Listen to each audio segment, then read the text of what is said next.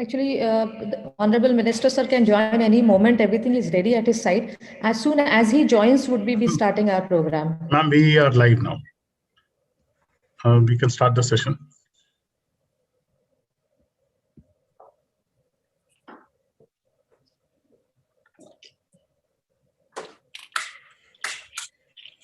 Ma'am, we are streaming live.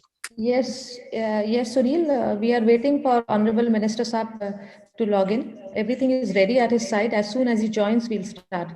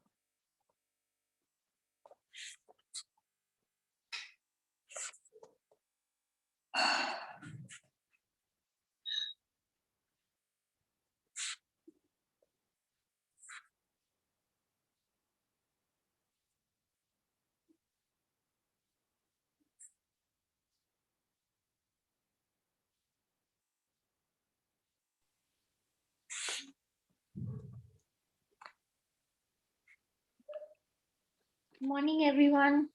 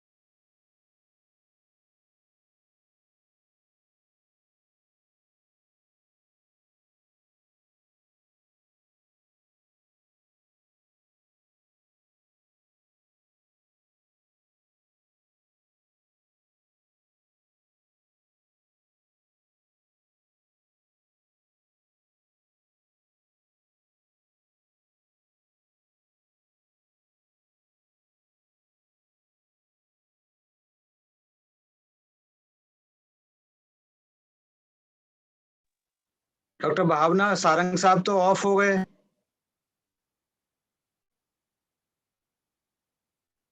He is there, sir. He is there. He is just switched off his camera.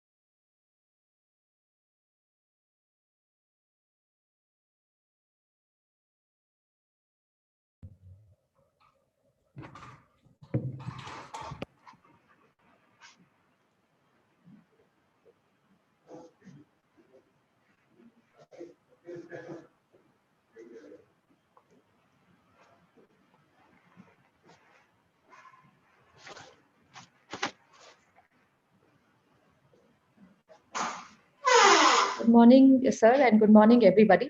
I asked Dr. Lily to kindly start today's program. Thank you ma'am. नमस्कार।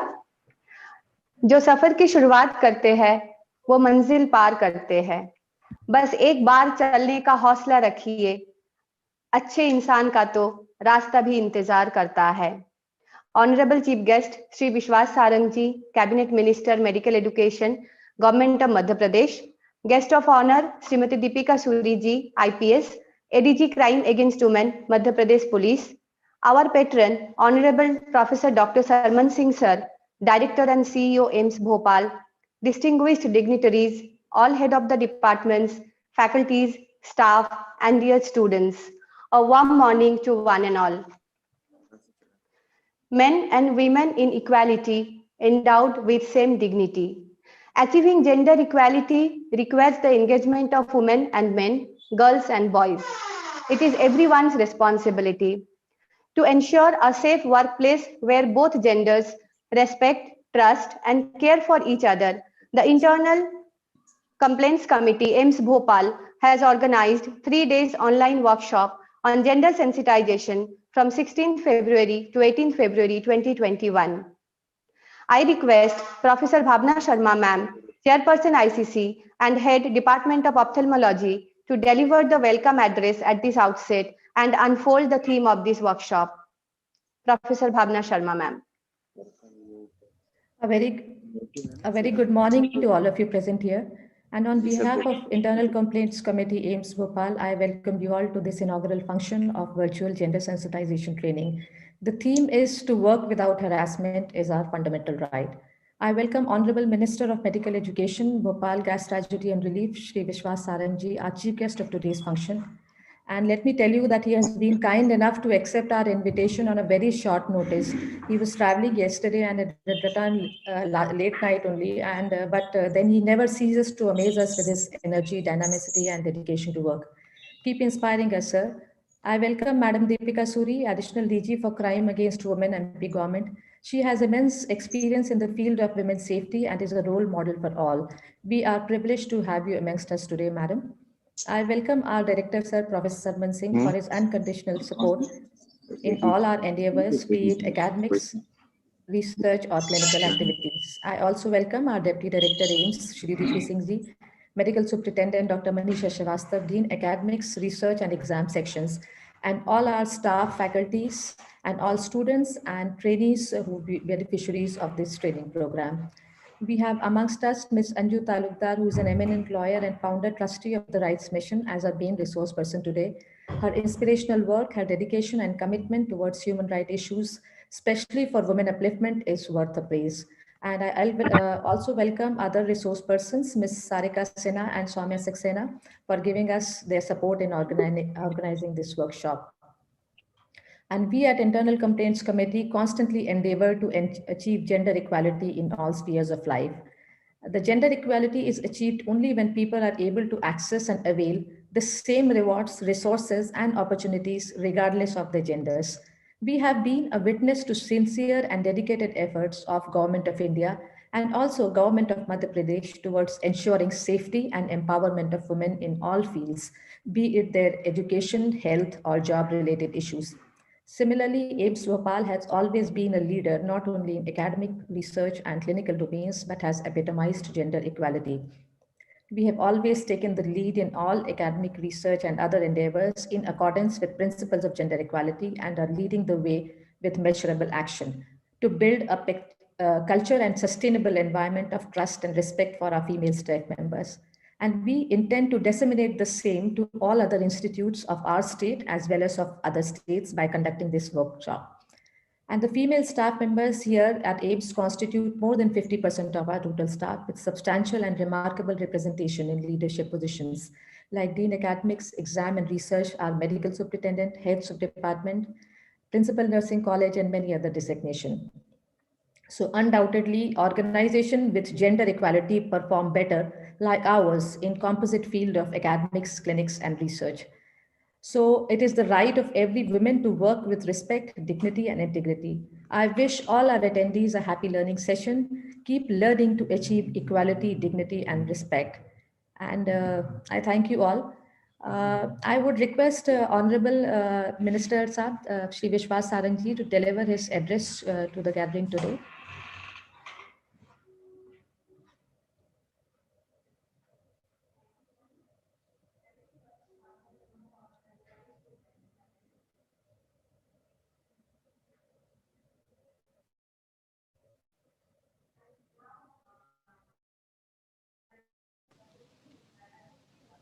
Can you hear me? Hello.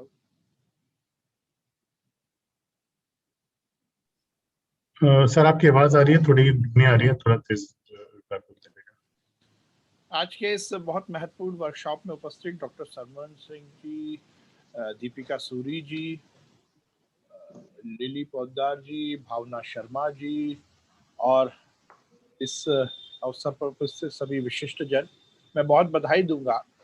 एक बहुत महत्वपूर्ण पहलू पर ये workshop का 3 दिन का आयोजन किया गया है। जेंडर इक्वलिटी को लेकर इस पूरी दुनिया में, हमारे देश में लगातार बात है। ये बात अलग है कि हमारा दुर्भाग्य है कि आज इतने साल बाद 21वीं सदी में भी हमें इस विषय पर वर्कशॉप करना पड़ रहा है। ये कहीं ना कहीं हम सब के लिए और इस सोसाइटी के लिए शर्म की बात है, पर जो फैक्ट है वो फैक्ट है। कार्यस्थल पर हम महिलाओं के साथ बहुत बार ऐसा कुछ होता है जिसको लेकर गवर्नमेंट ऑफ इंडिया ने भी पॉश 2013 बनाया है, prevention of sexual harassment act, जिसके तहत कार्रवाई होती है। परंतु मेरा मानना है कि बहुत महत्वपूर्ण है, केवल कानून से या डंडे के दम पर हम किसी प्रक्रिया को ठीक नहीं कर सकते। यदि कोई कुरीति है, कोई खराब पक्ष है, तो उसको कहीं ना कहीं समाज को ही ठीक करना पड़ेगा। ये जन जागरण का विषय है, इसमें समाज को आगे आना पड़ेगा और इसलिए इस तरह के जब सेमिनार होते हैं, इस तरह की वार्तालाप होती है, तो वो निश्चित रूप से किसी भी समस्या के हल में बहुत महत्वपूर्ण होते हैं। इसलिए मैं आयोजकों को बहुत बधाई देता हूं। वैसे आदि अनादिकाल से यदि हम हिंदुस्तान की परंपराओं की बात करें, हिंदुस्तान की संस्कृति की बात करें, हमारी सोसाइटी ने हर समय महिलाओं को सम्मान दिया है। ये अलग बात है कि आज की स्थितियों में हम देखते हैं कि ऐसी खबरें हमें आती हैं जिसमें हमें शर्म आती है कि समाज किस स्थिति में पहुंचा है। जैसा मैंने कहा कि हमारी आदि अनादि काल की परंपराएं हैं। मैं यदि हमारे धर्म की बात करूं तो डॉक्टर साहब आपने देखा होगा, यदि हमें ज्ञान चाहिए तो हम सरस्वती को याद करते हैं। सरस्वती एक देवी है, देवता नहीं है। यदि हमें शक्ति चाहिए तो हम दुर्गा को याद करते हैं, दुर्गा देवी है, देवता नहीं है। यदि हमें पैसा चाहिए, संपन्नता चाहिए, तो हम लक्ष्मी को याद करते हैं, लक्ष्मी देवी है, देवता नहीं है। कहने का तात्पर्य है कि हमारी तो आदि अनादि काल में यदि हम धर्म की बात करें, हमारी संस्कृति की बात करें, हमारे दर्शन की बात करें, हमारी पुरातन परंपराओं की बात करें, तो हमारे यहाँ तो ये पूरी तरह से व्यवस्था थी कि हमारे सोसाइटी में यदि पहला स्थान कुछ है किसी का है तो वो महिलाओं का है। परिवार की हम बात करें, घर में रहने वाली बहन, बेटी, बहू, माँ को जितनी इज्जत परिवार में दी जाती है, शायद हमारे संस्कृति में उतनी इज्जत किसी को नहीं दी जाती। पर ये सोसाइटी का क्या पक्ष आया जब हम देखते हैं कि छोटी छोटी 12 साल से छोटी बेटियों के साथ रेप हो जाता है, छोटी छोटी बच्चियों के साथ गलत लोग वाग हरकत कर देते हैं, और ये हमें देखने को मिल रहा है। ये बेसिकली जो समाज में एक कुरीति फैली है और उसको लेकर निश्चित रूप से हम सबको खड़ा होना पड़ेगा, समाज को खड़ा होना पड़ेगा। बस मैं आयोजक गणों को इस बात को लेकर थोड़ा सा इंडिकेट करता हूं कि मैं जब देख रहा हूं इस स्क्रीन में तो हम और सरमन सिंह ही पुरुष हैं, बाकी सब बहनें हैं, बाकी सब महिलाएं। मुझे लगता है कि और इसमें पुरुष समाज को ज्यादा आगे आना पड़ेगा और उसमें इस बात को लेकर हमें जरूर नीचे तक विस्तार करना पड़ेगा कि ऐसी थिंकिंग क्यों है। और मुझे ये लगता है सर को फिर से बोलना है बोलने के लिए। मुझे ऐसा लगता है कि ये बेसिकली जन जागरण का विषय है। हम सबको इसमें बात करनी पड़ेगी। ये एक चर्चा का विषय होना चाहिए। ये it should be matter of discussion. ये डिस्कशन का विषय होना चाहिए। और यदि जो लोग इसमें आते हैं वो केवल जेल में जाएं, इससे काम नहीं चलेगा। उनको सजा मिल जाए उससे काम नहीं चलेगा। बेसिकली उनको सोसाइटी की तरफ से उनको पूरी तरह से उनका बहिष्कार होना चाहिए। उनके परिवार में ये चर्चा होनी चाहिए कि यदि इस तरह का कोई व्यक्ति किसी परिवार में या सोसाइटी में रहता है तो उसको सोसाइटी में रहने का अधिकार नहीं है। मुझे लगता है इस तरह की यदि भावना हम शुरू करेंगे तभी हम इस समस्या से निदान पा पाएंगे। सरकार ने एक एक्ट बनाया है, सरकार ने एक कानून बनाया है जिसके तहत कार्रवाई होती है। हर ऑर्गेनाइजेशन में एक इसकी कमेटी होती है। ये सब तो है ही, पर हमें इसकी मूल जड़ में जाना पड़ेगा कि साइकोलॉजी क्या हुआ है, क्योंकि इसमें बहुत सारे डॉक्टर्स जुड़े हुए हैं, वो मुझसे ज्यादा जानते हैं, उनको मुझसे ज्यादा इस विषय में ज्ञान है। तो क्यों ना हम सोसाइटी में ऐसा कुछ करें कि जिससे इस तरह की जो भाव है, ये भावना है, ये खत्म हो। मुझे लगता है ये बहुत महत्वपूर्ण है। मैं बहुत बधाई दूंगा एम्स को, बहुत बधाई दूंगा ऑर्गेनाइजर्स को कि उन्होंने इतने महत्वपूर्ण विषय पर ये वर्कशॉप का आयोजन किया, और इस बात की बहुत धन्यवाद दूंगा कि मुझे भी इससे जुड़ने का मौका मिला। अनफॉर्चुनेटली मुझे किसी और मीटिंग में करीब 10 बजे जुड़ना है, इसलिए मैं बहुत लंबे समय आपके साथ नहीं रह पाऊंगा। पर मैं इस बहुत महत्वपूर्ण वर्कशॉप की सफलता की शुभकामनाएं देता हूं और ऐसा विश्वास करता हूं कि आगे आने वाले समय में, जैसा हमारे यहाँ चर्चा होती है, बहुत बातें होती, मेरे फादर ने खुद ने एक वृद्धाश्रम शुरू किया है, ओल्ड एज होम। जब हमने उसको इनॉग्रेट किया तो मेरे फादर ने यही बोला कि मैंने इसको शुरू जरूर किया है, पर मैं ये चाहता हूँ ये जल्द से जल्द बंद हो जाए, क्योंकि हमारी परंपरा में कभी ये नहीं था कि कोई बुजुर्ग आ जाए और उसको घर से निकाल कर हम वृद्धाश्रम में रख दें। तो इसलिए मैं ये मानता हूँ, मैं आपको शुभकामनाएं देता हूँ, इस वर्कशॉप के ऑर्गेनाइज करने की शुभकामनाएं देता हूँ, उसकी बधाई देता हूँ। पर मैं ये विश्वास रखता हूं कि आगे आने वाले समय में ऐसा कुछ हो जाए कि इस तरह से किसी भी विषय पर हमें डिस्कशन करने का मौका ना मिले। हम ऐसी कुछ व्यवस्था बनाएं कि इस तरह के जो हमारे समाज में कहीं ना कहीं दाग लगाते हैं, ऐसे सब्जेक्ट्स पर हमें इस तरह से मिलजुल कर वार्तालाप करने का, बातचीत करने का, डिस्कशन करने का मौका ना मिले। भगवान से मैं ये प्रार्थना करता हूँ। ये बड़ा विषय है, ये बड़ा डिस्कशन का विषय है। इसको मैं ये चाहूंगा डॉक्टर भावना कि ये केवल 3 दिन तक सीमित ना हो जाए। It should be discussion of society. ये सोसाइटी में कहीं ना कहीं जाना चाहिए। ये छोटे कॉलेज में जाए, ये स्कूल में जाए, ये बातचीत हो छोटे स्तर पर।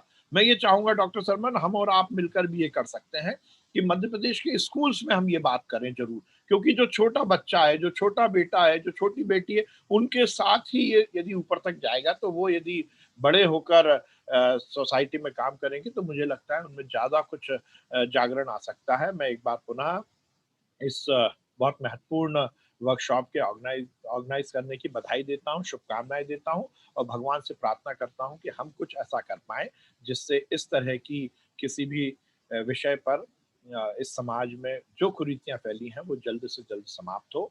मैं बहुत धन्यवाद देता हूँ कि आपने मुझे यहाँ बुलाया। Thank you so much. Thank you, Thank sir. you. Yes, thank you, sir, for your words of wisdom, and I request Dr. Lily to take us through the program. Thank you, ma'am. Thank you, sir. And we are extremely honored to have amongst us the eminent leader with acumen and charismatic personality. We are really honored to hear you, sir. And thank you, sir, for enlightening the participants with your captivating words. Thank you from the group, the team AIIMS Bhopal. Thank you so much. Now, thank you, sir. Now, I, Dr. Lily Poddar, Associate Professor, Nursing College and Member Secretary, ICC, take this opportunity to present the crux of this workshop before you. The Internal Complaints Committee AIIMS Bhopal has organized a 3 days online workshop from 16 February to 18 February 2021 on gender sensitization with the theme "To work without harassment is our fundamental right." Dr. Lily Poddar, Sarang Sahab कुछ कह रहे हैं. Sir कुछ कहना है. Now I want to take permission to leave, please, because at 10 o'clock I got one meeting also. Thank you, sir. मैं आपको thank you कहना चाहता हूं, but anyways, thank you very much once again. Yeah. Thank On you behalf so much. of all AIIMS. Yeah. Thank you. Thank you, sir. Thank you, sir. Continue, please. Yeah. The learning objective of this workshop is to understand the sexual harassment at workplace, provision of the Act, preventive policies, and other mandatory conduct and compliance of an employee. Under the able guidance of our Honorable Director, sir, this workshop is the brainchild of ICC team member who are Professor Bhavna Sharma, Professor and Head of the Department of Ophthalmology, Dr. Abhijit Rojatkar, Additional Professor, Department of Psychiatry, Dr. Lily Poddar, Associate Professor, Nursing College, Dr. Kushum Gandhi, Assistant Professor, Department of Anatomy, Dr. Mudda Sophia, Medical Officer, Department of Ayush, Shri Ashok Kumar, Administrative Officer, and we have Ms. Soumya Saxena as external member from ActionAid. The faculties, staff, and students of AIIMS Bhopal, approximately 3,000 in number, are the beneficiaries of this workshop. The entire employees are divided into 5 batches to attend the workshop without hindrance in patient care and other administrative activities. The workshop is going to be held in 2 batches daily with 3 hours duration, forenoon batch from 10 a.m. to 1 p.m. and afternoon batch from 2 p.m. to 5 p.m. The information of this workshop is also disseminated to other sister AIIMS and state government medical colleges who are also participating in this workshop. The eminent speakers for intellectual deliberations in the scientific session are Ms. Anju Talukdar, Founder Trustee, The Rights Mission, Ms. Sarika Sinha, Director, Policy, Campaign and Communications, ActionAid, and Ms. Soumya Saxena, Program Officer, ActionAid. Each session of this workshop is empowered with distinguished faculty members of AIIMS Bhopal as panelists. I wish all the participants a very happy and fruitful learning of this workshop. Ability is what you are capable of doing. Motivation determines what you do. Attitude determines how well you do it. A perfect example of this quote is our Honorable Director, sir, who always motivates us to set benchmark. He is our lashing strength for organizing this workshop. Now I request, sir, to enlighten us with his words. Director, sir.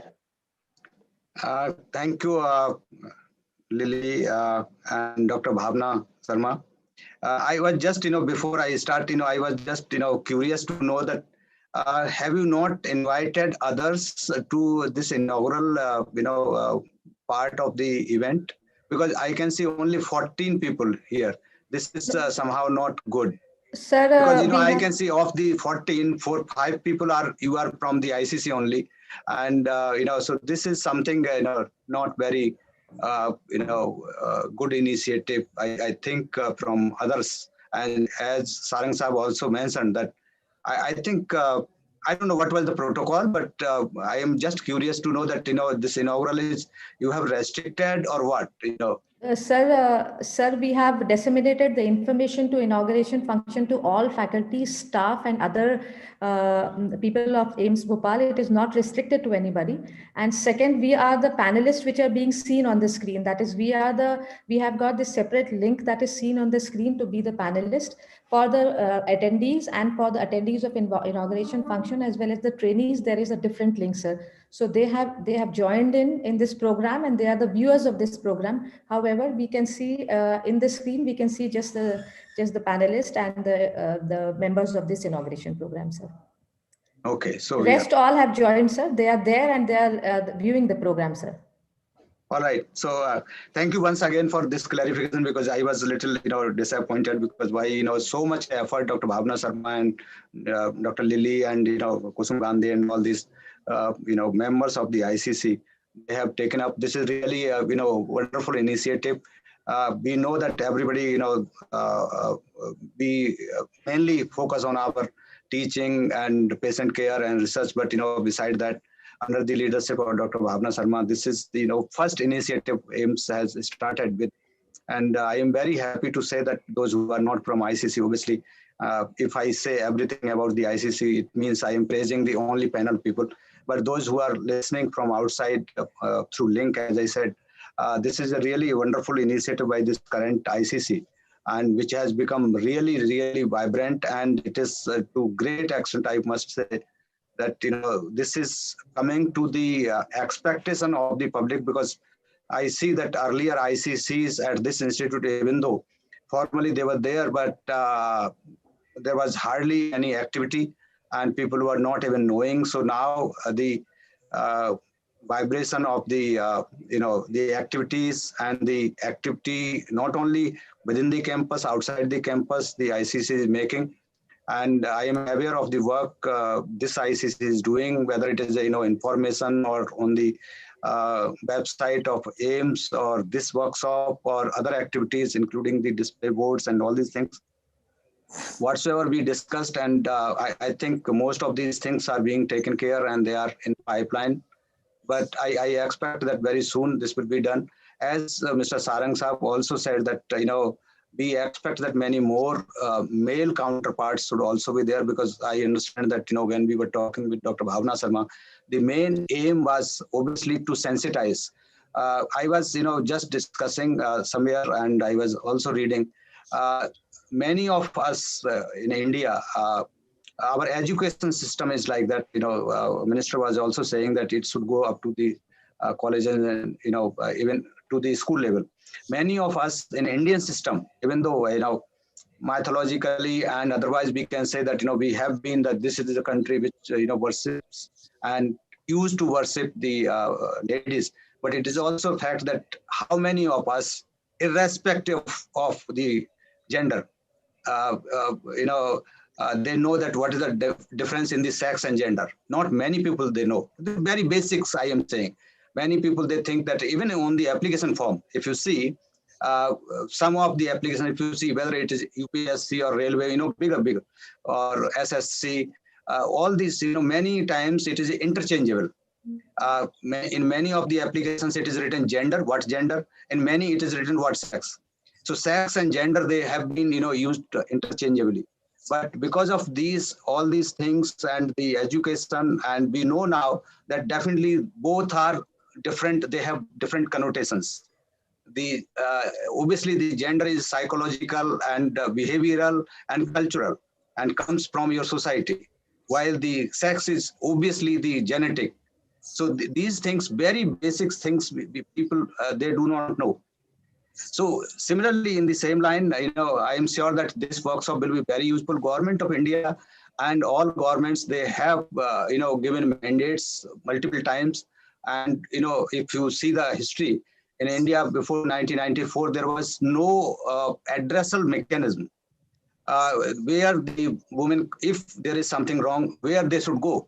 And this was, we all should be, feel, grateful to this lady, Rajasthan lady, Bhamri Devi.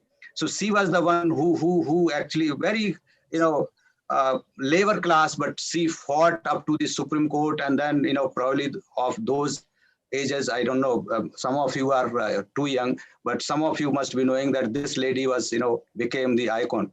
And, Supreme Court was so proactive. And then I know because at that time, this was, the lot of discussion, all newspapers, all media and everything. So the Supreme Court, formulated guidelines, which these days what we know that Visakha guidelines. And then obviously after 1997, the first, in 1990, the Women Commission was formed. There was nothing like that. And then now we know that very recently, because even the National Commission for Women was formed, but still there were several gaps. And therefore, in 2013, another act, this was 1990, was also one act. And then again, another act came after the, Bhamri Devi and all these things, because the National Commission for Women was not given the teeth which it was supposed to. The police and all these things, they were, Mr. Suri will tell you a little more, because the commission was there, but the linking with the police and the judicial system and all this system was not in place. And therefore, the government had to bring another act, which Sarang Sahab was also saying 2013, which what we know that, we are discussing all the ICCs are formed in all institutes, all districts level and all, states. So this is the culmination of this, all the fights of these women for long years. And I hope that with the eminence, this AIIMS in this region, what we are doing in the research, medical care, and the teaching, training, I hope that under leadership of Dr. Bhavna Sharma, we will also lead the state in the ICC also. And I hope that police department, the social justice department, I will ask Pallavi madam also that I was discussing, because it was a very short notice. Otherwise, she will be more than happy to join, and how we can, take her help, because now she is looking after the social justice department and tribal department. So I think all these things, they will, I am sure that they will culminate in a good module and maybe some document which we can share with the state government, and we can, Dr. Bhavna, I would request you that, because you have initiated it, so don't limit yourself to ICC of AIIMS, go beyond. And I think with that, with my all best wishes, lead it to the whole state, and I am sure that you will be able to do this. And once again, with that, I thank you once again, the whole ICC team, and all the best wishes. Thank you. तो इसमें join कर लो, लेकिन वो तुम्हारे को Thank you, sir. Personal नहीं करोगे तो होगा नहीं. Please mute your. Thank you, join sir. With audio किया था. Thank you so much for your encouraging words.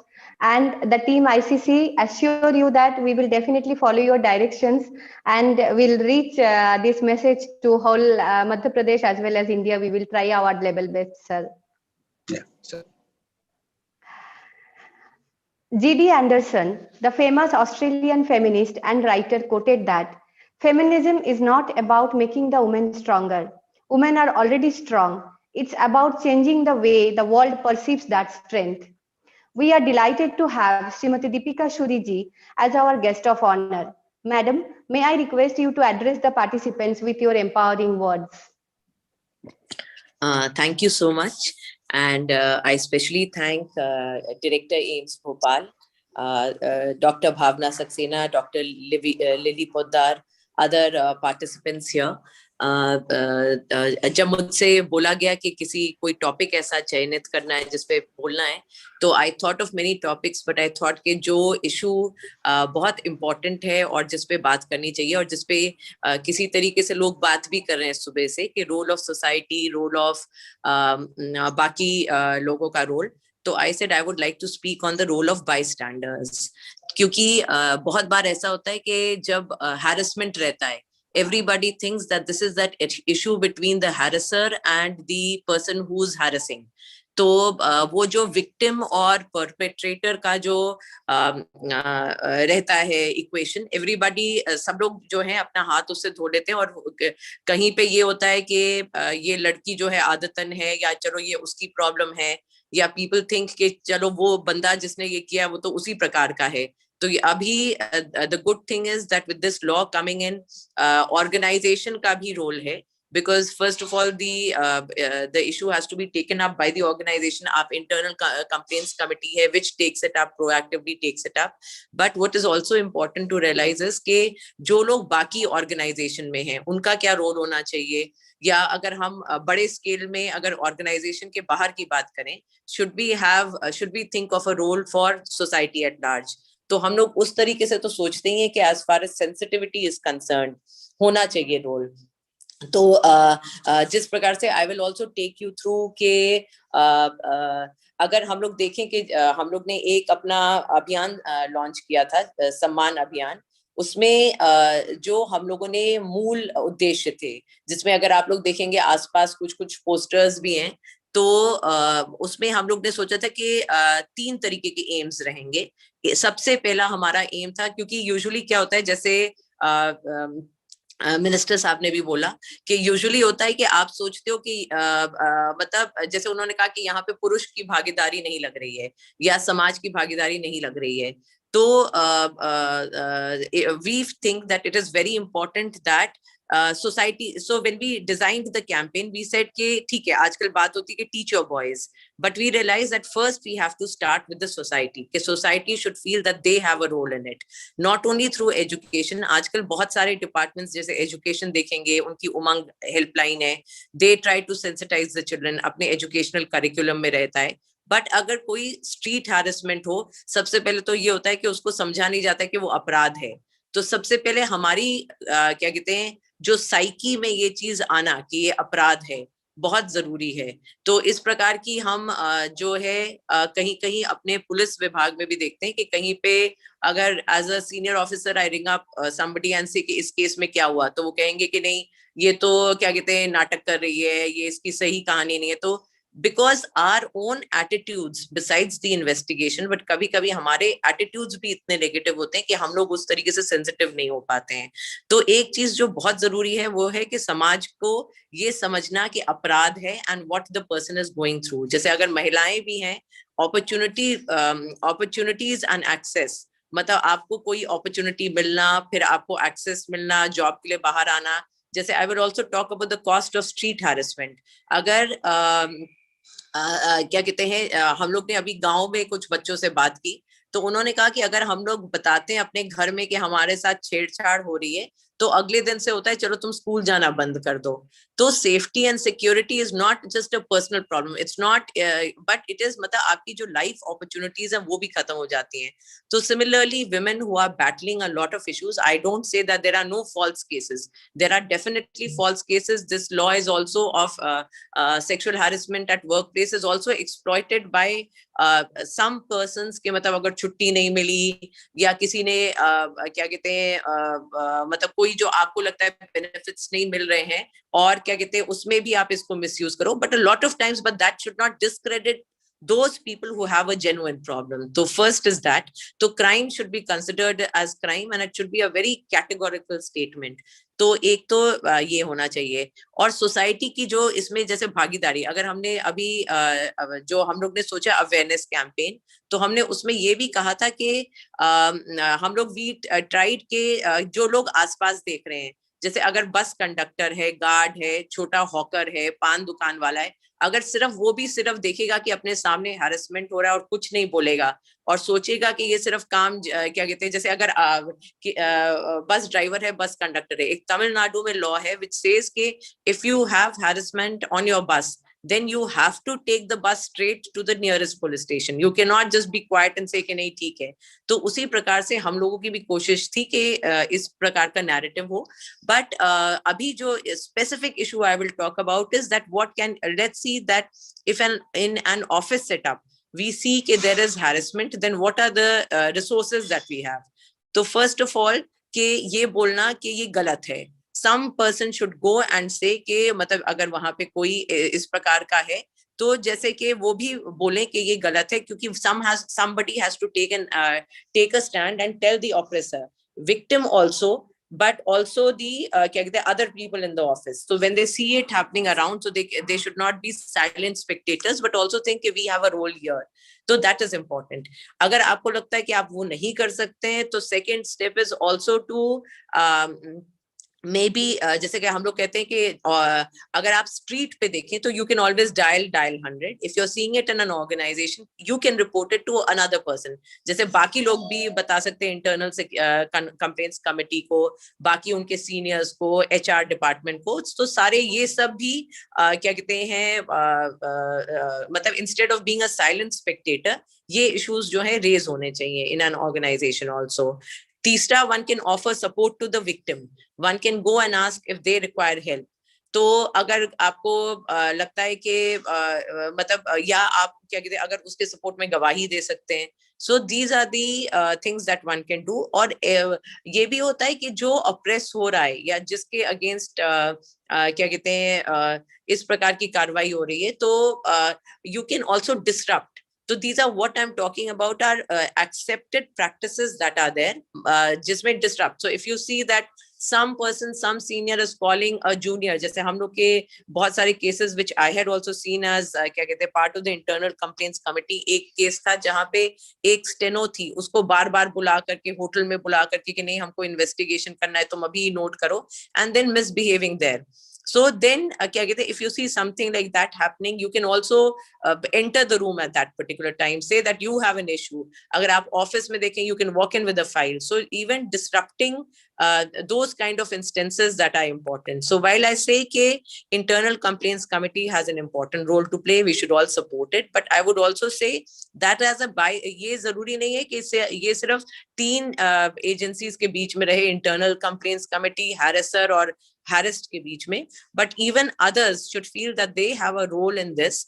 मतलब the others who are the so-called bystanders, they should also feel that we have a role in this. We are not to be silent spectators, and generally see कि हम या तो क्या कहते हैं immediately stop it by disrupting it, या say call it a crime, tell the person who's doing it that it is wrong, या support करके या delegate करके किसी को inform करके. So there are various roles that we can play in ensuring that there is no harassment, because we cannot wish it away, but we have to ensure कि अपना जो work culture है, तो ये तो आपका हो गया जहाँ harassment है, but even अपने जो organization को ensure करने के लिए कि ऐसी स्थितियां ना आए, उसके लिए भी बहुत है. जैसे कि ये भी बताया गया है कि इंटरनल कंप्लेंट्स कमेटी बहुत जगह तो बन जाती है बट लोगों को पता नहीं होता है, तो वो भी आवश्यक है कि अपने नंबर्स का प्रचार प्रसार, अपने क्या कहते हैं उस सब के जो पोस्टर्स हैं वो बना करके कि लोगों को पता भी होना चाहिए,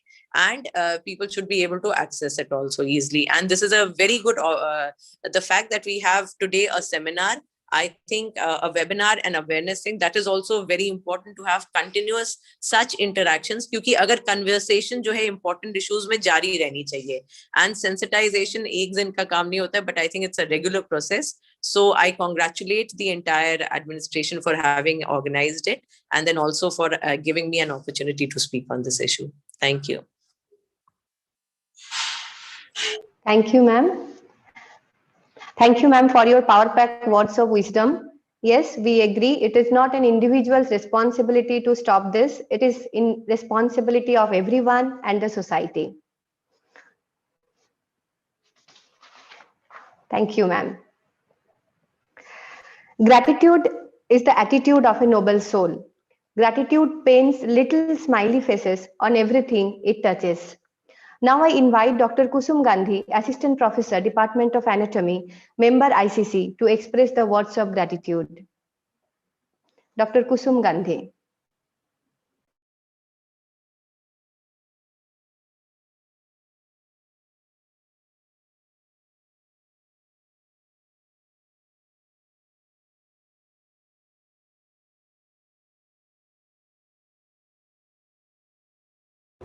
Dr. Kusum, please unmute yourself.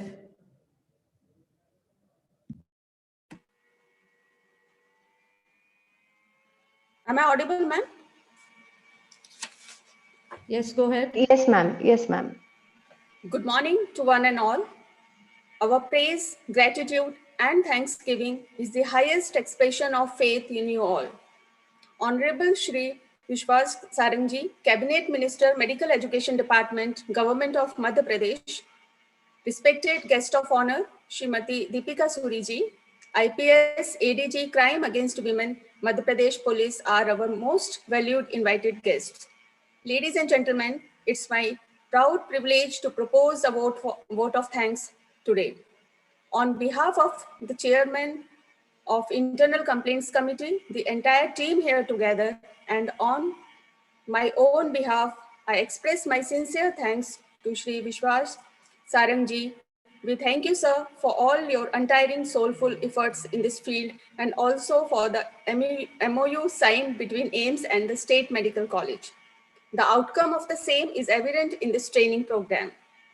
I am very grateful to today's guest of honor, Srimati Deepika Suriji, IPS ADG Crime Against Women, Madhya Pradesh Police, for sparing time with us from her intense busy schedule. I must mention a great sense of appreciation to ma'am for serving the society at grassroots level and working for the underprivileged women. Your words of wisdom will surely encourage our staff and students. Thank you, ma'am. I extend my deep sense of appreciation to Mrs. Anju Talukdar, ma'am, founder trustee, the Rights Mission, for accepting our invitation and enlightening our participants regarding concept of gender from a feminist perspective and how this harassment can be prevented at workplace in accordance with the POSH Act. We are grateful to Mrs. Sarika Sinha, Director Policy Campaigns and Communication Action Aid, for being amongst us. Ma'am is a great pillar of support to Internal Complaints Committee, AIIMS Bhopal. Further, we are grateful to have Ms. Soumya Saxena with us for giving excellent coverage on the as the resource person. Finally, I would like to take this opportunity to thank Honorable Professor Dr. Shri Sarman Singh Sir, Director and CEO, AIIMS Bhopal, for the enormous cooperation and continuous guidance extending to all of us for this training program. Thank you, sir, for your appreciation and kind words for us. We also would like to acknowledge our gratitude to all the administration of AIIMS Bhopal from their inequitable support and rendering their services all throughout the workshop. Thank you, Shri Dhirendra Pratap Singh Ji, Deputy Director of Administration, and Professor Dr. Manisha Srivastav ma'am, Medical Superintendent, AIIMS Bhopal, for perfect logistics support. I'd like to express our sincere thanks to IT section, AIIMS Bhopal, for providing excellent technical arrangement to the program. I also extend my thanks to Mr. Sunil for his excellent planning and execution of these online sessions for more than 3,000 participants in and out of the state. I also wish to express my gratitude to all the press and media persons for their extended support. I extend my thanks to all the participants, esteemed faculty of AIIMS Bhopal, other state medical colleges, staff, nurses, our dear medical and nursing students for their active participation in the workshop. I thank from deepest core of my heart all others who helped directly or indirectly in conduction of this training program. Well, ladies and gentlemen, an event like this cannot happen overnight. The wheels start rolling weeks ago. It requires planning and bird's eye view for the details. We have been fortunate enough to be backed by Dr. Bhavna Sharma ma'am and a team of very motivated and dedicated colleagues of AIIMS Bhopal who know their job and are result-oriented. We thank you all for being with us. It's been a great pleasure. Here we reach to the end of the inaugural session, and now we will commence with the sessions of this gender sensitization training program. Thank you, one and all. Namaskar. Okay, so we start with the scientific session for today, that is the pre-lunch session. And I invite moderator for today's session, Madam Soumya Saxena, to take us through the session, Madam. Please take over, Madam, and I welcome all the panelists also on board to conduct the session. Thank you, Bhavna ma'am. Thank you, everyone present at the session today. And I think we had a very great start by Ms. Deepika Suri telling us the backdrop of women's safety and the campaign that police has been running for a long time now. We were part of this campaign. I would like to tell ActionAid was working together with the Saman campaign, and we did quite similar awareness campaigns seminar awareness meetings in different communities where we felt that there was a need, and safety, women's safety and girl child safety was a big issue. The purpose of this particular seminar today, this particular webinar today, is gender training, gender sensitization training, and training on the POSH Act, the Prevention of Sexual Harassment Act 2013 in India, at a workplace.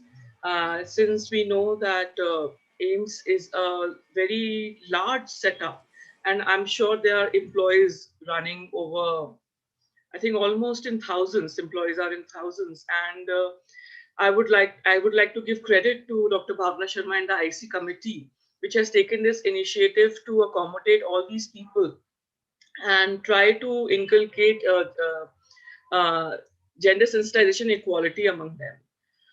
To do a little background setting for this meeting, to do a little context setting, to give a small run through for this program, that first we will have a small context setting, and followed by Miss Anju Talukdar will start the session on gender sensitization and the POSH Act.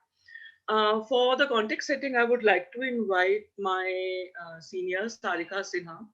And to give a little background, Sarika has been working on women rights and gender issues on a larger level for last 25 years and more. She's a Chevening scholar and recently completed her postgrad studies from London School of Economics. She's been linked with a larger feminist movement in India for a really long time and have a very strong hold on gender issues. So I would like to invite Sarika for setting the context and background for this this webinar today. Thank you, Soumya. I hope I'm audible. Welcome, everyone. What a beautiful day to begin your discourse or your thirst for this kind of a dialogue. Vasant Panchami, and my mind keeps going, and I'm not a religious person. Let me make that very clear in the beginning. But I keep going back when it comes to education and critical thinking, on a shlok that I had learned as a kid, which is Ya Vidya Sa Vibhute. So what kind of education should we have? It is something that binds us further. And we know that technical education might actually end up doing that if you don't have critical thinking inside you. So it's a beautiful day to begin. I must congratulate each one of you for having taken the cudgels, for having made this effort to have this workshop in place. You're about to find out about gender and feminism, and we're not really men haters, and that should surprise you, because I know when it comes to feminism, we either talk about bra burning women or we talk about people who just hate men. And even in our own personal lives, if you were to delve a little deeper, and if we were to have a very, very informal conversation, you will know that we're not normal under quotes kind of people like you and me. So I want to begin with gender. And AIIMS is considered exemplary in terms of development, quite a pioneer. But if you do not consider gender, then you're about to endanger the whole system. So you must begin with gender when you're having your discourse. And this is not just for the ICC, it is not limited to that. It is about your normal life. And the kind of things we do in our own private and intimate domains, and the kind of things we do in our workplaces, which are two spaces we face and move across very frequently. So we know that, we've all been introduced to the concept of gender when we were kids. So we were taught about masculine gender and feminine gender and neutral gender. So we've all heard this word. But this as a concept, emerged as a political concept which talks about inequality, emerged more about 100 years ago. But the inequality actually is much, much older than that. So I really want to quote this woman called Gerda Lerner, who actually tracks 200,000 years of history, in which she talks about last 10,000 years as being the system in which, all the power and all the decision making has gone in the hands of men. And that is something that she chooses to call androcracy more than patriarchy. It's another word that you will hear. And I'm saying all these because I know that my very, very esteemed successor, Anju, will actually be talking about these in far more detail. So just the way we live in democracy, which is a rule for the people, by the people, of the people. We also live in a very, very androcracist world, which is a rule by the men, for the men, and of the men. So all your major decision making, including starting from our households, are all institutions that are led by men. And I want you to go deeper and do an analysis of AIIMS itself. It's something that I have been talking about within AIIMS. But what I keep hearing, is a very deconstructionist view of, how many presidents and how many prime ministers are actually women. But does that change a lot of things? Or do they actually copy what the men do? Is a big question that I'll leave you with. But if I were to generally look at the whole mass of people, gender is very, very prevalent in our shame. It's prevalent in our dupatta, which was not something that was natural and given to me. It is very, very prevalent in the way we teach rocket science to men and home science to women. It's very, very prevalent in the way we stigmatize widows. It's very, very prevalent in the way we treat our girls who are born, and especially if you have third born who is a girl child. So a lot of things are very, very prevalent. It's the way we do not, we completely deny agency to a single woman. And though we might say and claim that we do a lot of Devi Puja, what we say in the feminist movement is that hum na Devi hai, na Dasi hai. It is enough if you treat us as normal insan, people who are capable of making mistakes, people who are capable of manipulating, people who are as good or as bad as men. And, I'm asking you a lot of difficult questions. I know that very well. But, as very, very esteemed doctors and people who are engaged in a very life-saving fraternity, almost treated next to gods, I'm sort of beseeching you to do a vivid autopsy of our society, by virtue of having this discussion, and actually look at where the problem lies. And as somebody who was trained around physics and geographical information systems, I was taught to actually back up my data with a lot of rationale. So I ask you, if you think that I'm making this up because I'm this bra burning feminist so-called, then why is it that 1/3 of the women across the globe are victims or other survivors of violence? That makes about 100 crores of women, right, across the globe. Why is it that Lancet, which is a medical magazine, talks from 2001 to 2007, reports that 3.5 crores in India, girls in India, have actually been killed in their wombs? Why is it that 70% of our women face domestic violence between 15 to 49? Why is it that we have a dowry death every 77 minutes? Why is it that we have a sexual assault every 22 minutes? I could go on and on and on. But, these are difficult questions. And that is the reason why we discuss it. It's not because it's just a mandate of an ICC. It is not because you are supposed to take it more inorganically. You're supposed to understand it from inside.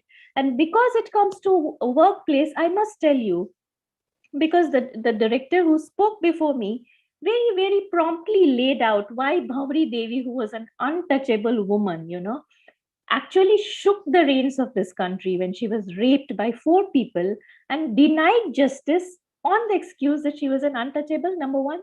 So how could people from the non-untouchable community rape her? And 2 was how come an uncle and a nephew had raped her together? This was not a part of the Indian belief system. And both were completely wrong. And she shook the system, and that's how you have Vishakha guidelines coming into place. And apropos that, in 1990s, you had Sakhi conducting a study across India, which actually says that about 80% of the women face sexual harassment at workplace, some form or the other. And it was through the way they described sexual harassment at workplace that the definition itself was formed. So, that itself is a very, very politically and historically evolved thing. 20 years down the line, ActionAid across the globe does a similar survey and finds out that 88% of the women are still facing sexual harassment at workplace. So, sexism kills, and that is why we are here to discuss it, something that we find very, very strongly and deeply rooted. So it's a training is just not going to change it. We have to change the norms. We have to change the doxa. We need to work towards raising our sons better. So I have a son who's 7. And the first thing I'm teaching him is how to respect women and girls, right? We need to question a lot the kind of support and rules we have for girls and the kind of rules that we have for boys, and are they equal? I heard someone talking about equal opportunities in the beginning. How do we democratize homes more? We talk about a democracy that we live in, but is our smallest unit very, very democratic? I'm not so sure. I'm asking you to ask a lot of difficult questions. We need to have questions and debates around structures and rituals like Kanyadan, So is a woman likely to be given away? Is she something that can actually be given away? You don't know. So, despite all the medical and the technical advancement, have we really broken our chains is a question that I'm leaving you with again. And I'm leaving you with a lot of questions. I'm not going to make an effort to answer them right away. I wish we had more time, and I'm sure Anju will respond to a lot of these. But all I want to say to you is sometimes it's good to go back with a lot of questions than just going back with simplistic answers. And I want to end with where Ms. Suri started. It's something that Martin Luther King says.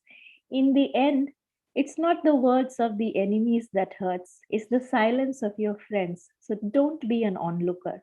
If you face injustice, shout it out. All the best. Relax and enjoy this session, not the flight. Thank you. Thank you, Sarika. Thank you so much for the kind words and like enlightening words. I should be more precise in saying so.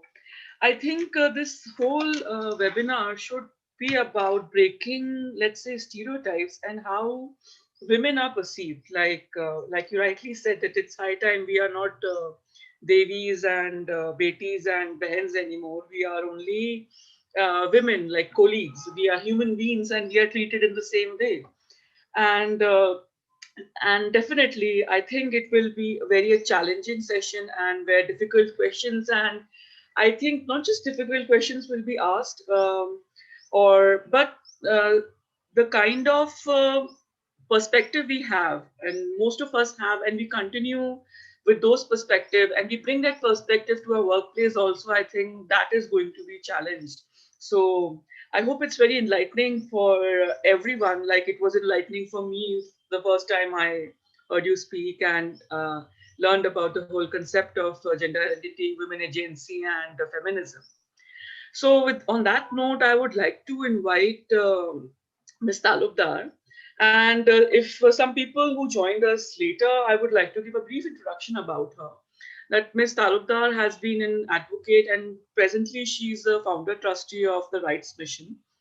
And I read about her a lot, and I found that she's really passionate about justice and legal empowerment, and have written several books, especially focusing on rights of dispossessed communities in India, like the scheduled caste and scheduled tribes, and also Muslim women and their rights and their rights to education, etc. And she's been a practicing lawyer for a really long time in Guwahati High Court, practicing advocate, in the Guwahati High Court, and has done a lot of work in the realm of human rights, and especially for the disabled and women, through a lot of litigation on her part. And she had also set up a unit of Human Rights Law Network, HRLN, in Guwahati to secure the rights of marginalized community, primary to litigation again.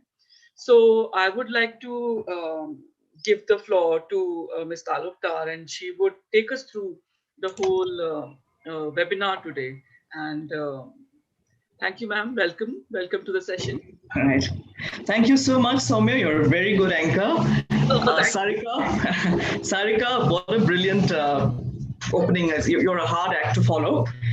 And thank you so much to the entire AIIMS BHOPAL especially Dr. Bhavna Sharma. I think your leadership is inspirational, and you have a dynamic internal committee, and it's to a large extent, I'm sure, because of you.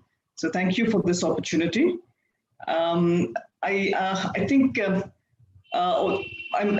participants, I'm sure they're all there. They must be there. It's let me take this opportunity really to. I'm so grateful to have the chance to interact with the medical community. I want to thanks to all of you for the amazing work you've been doing, not just in this pandemic year, but in your entire careers. We all owe you so much. Thank you so much for your precious work in the service that you all provide. So that's thanks from my side. And the participants, I can't and I can't see you. I can't hear you. So anyway, that's makes you a bit like God. I mean, I know you're there. I can't see you or hear you, but I know you're there. But let's just go ahead with this program. I thank you very much for giving your time. And I'd like to, take you on a journey in law, which is an area that I love very much, and so I hope you enjoy this journey, which is always a pleasure for me. Let's start with the. I've got a presentation which I will we'll go with that. Now, just why am I not able to?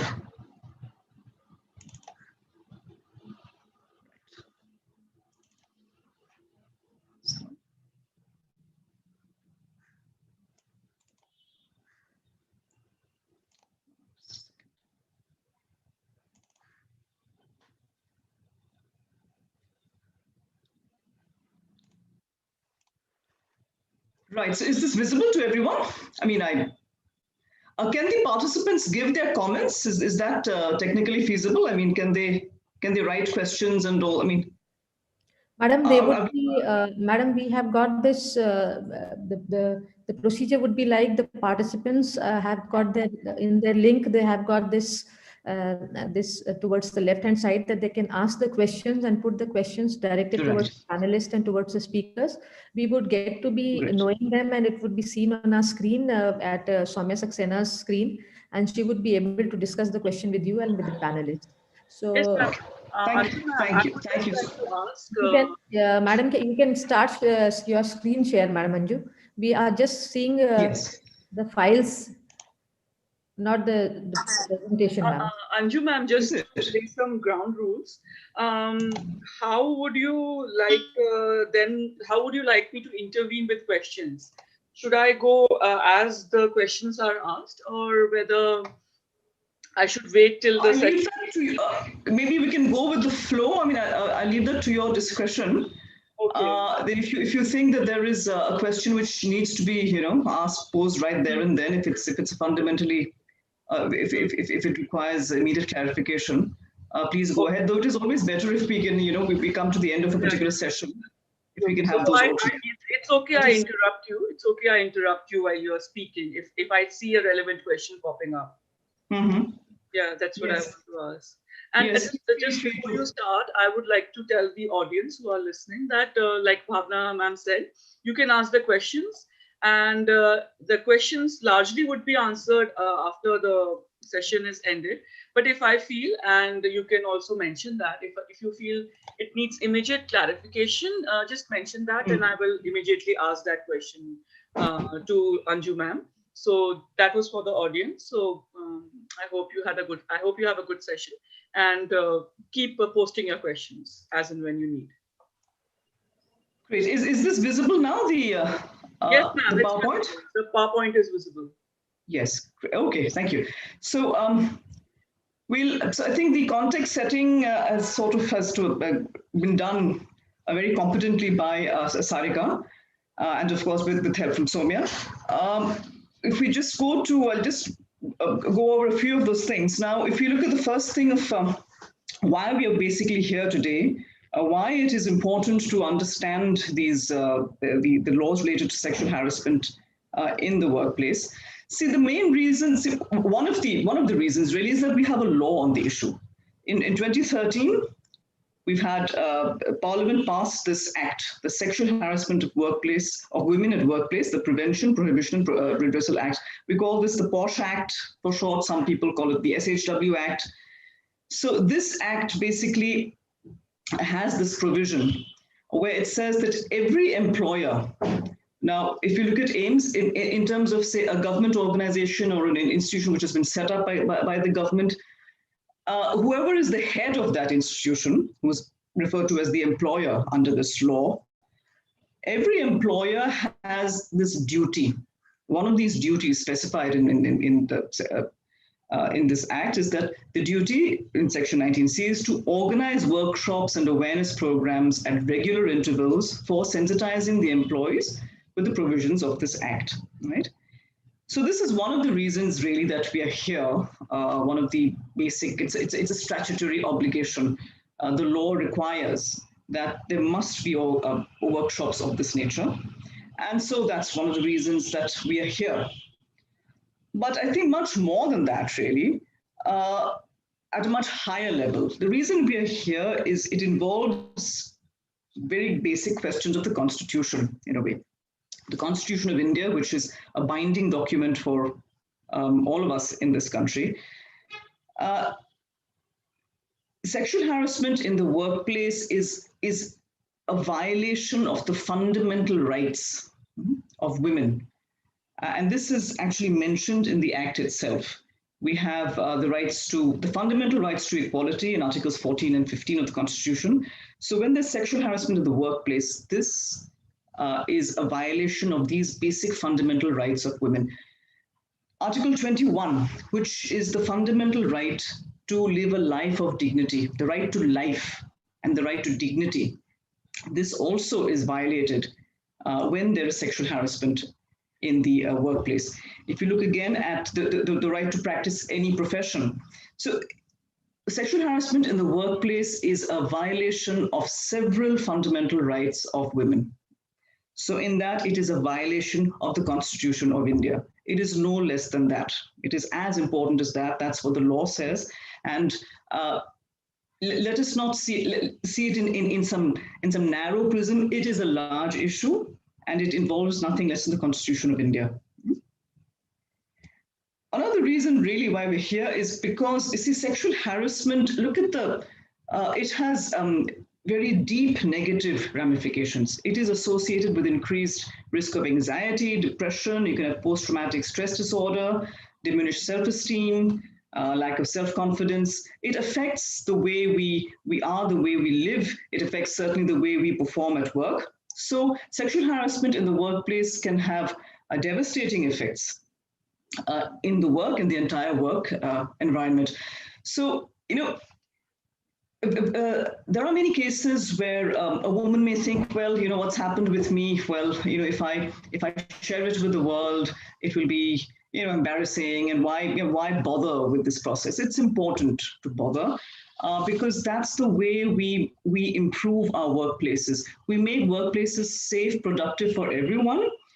It is good for everyone. So let us see it not just in the sense of one particular case, but look at the larger, the big picture. It's about the rights of all people, really, and certainly the fundamental rights of women. Workplaces are much better when there is no sexual harassment. Yeah? It leads to a harmonious work environment, increased productivity, reduced absenteeism, an environment of trust. There's collaboration and cooperation between employees. Now, you know, when I was at school, this was many, many years ago, you know, we would actually have debates. You know, there used to be a very common topic of debate was whether women should have careers. You know, so this was actually a topic of debate. I'm happy to know that this is not a topic of debate anymore for several years now. I mean, it's a given that every human being has the right to livelihood, right? And so when we have women and men in the workforce, how do we work together in a way that is productive for everybody? So when there's sexual harassment in the workplace, it skews the environment, it vitiates the environment for everyone. So the reason we are here is, of course, we are required to under the law to go attend these, but mainly for the larger reason that we don't want to be part of a system which oppresses women or which violates the constitutional rights of women. And we want a workplace where everyone feels safe and we're all productive. And it's the responsibility of each of us to do our bit to make sure that our workplace is free from sexual harassment. So I think at this stage, there are a couple of questions. I think we have a system where I think here's where we can maybe roll out those first set of questions. I don't know whether Sunil is here, whether we can work that out now.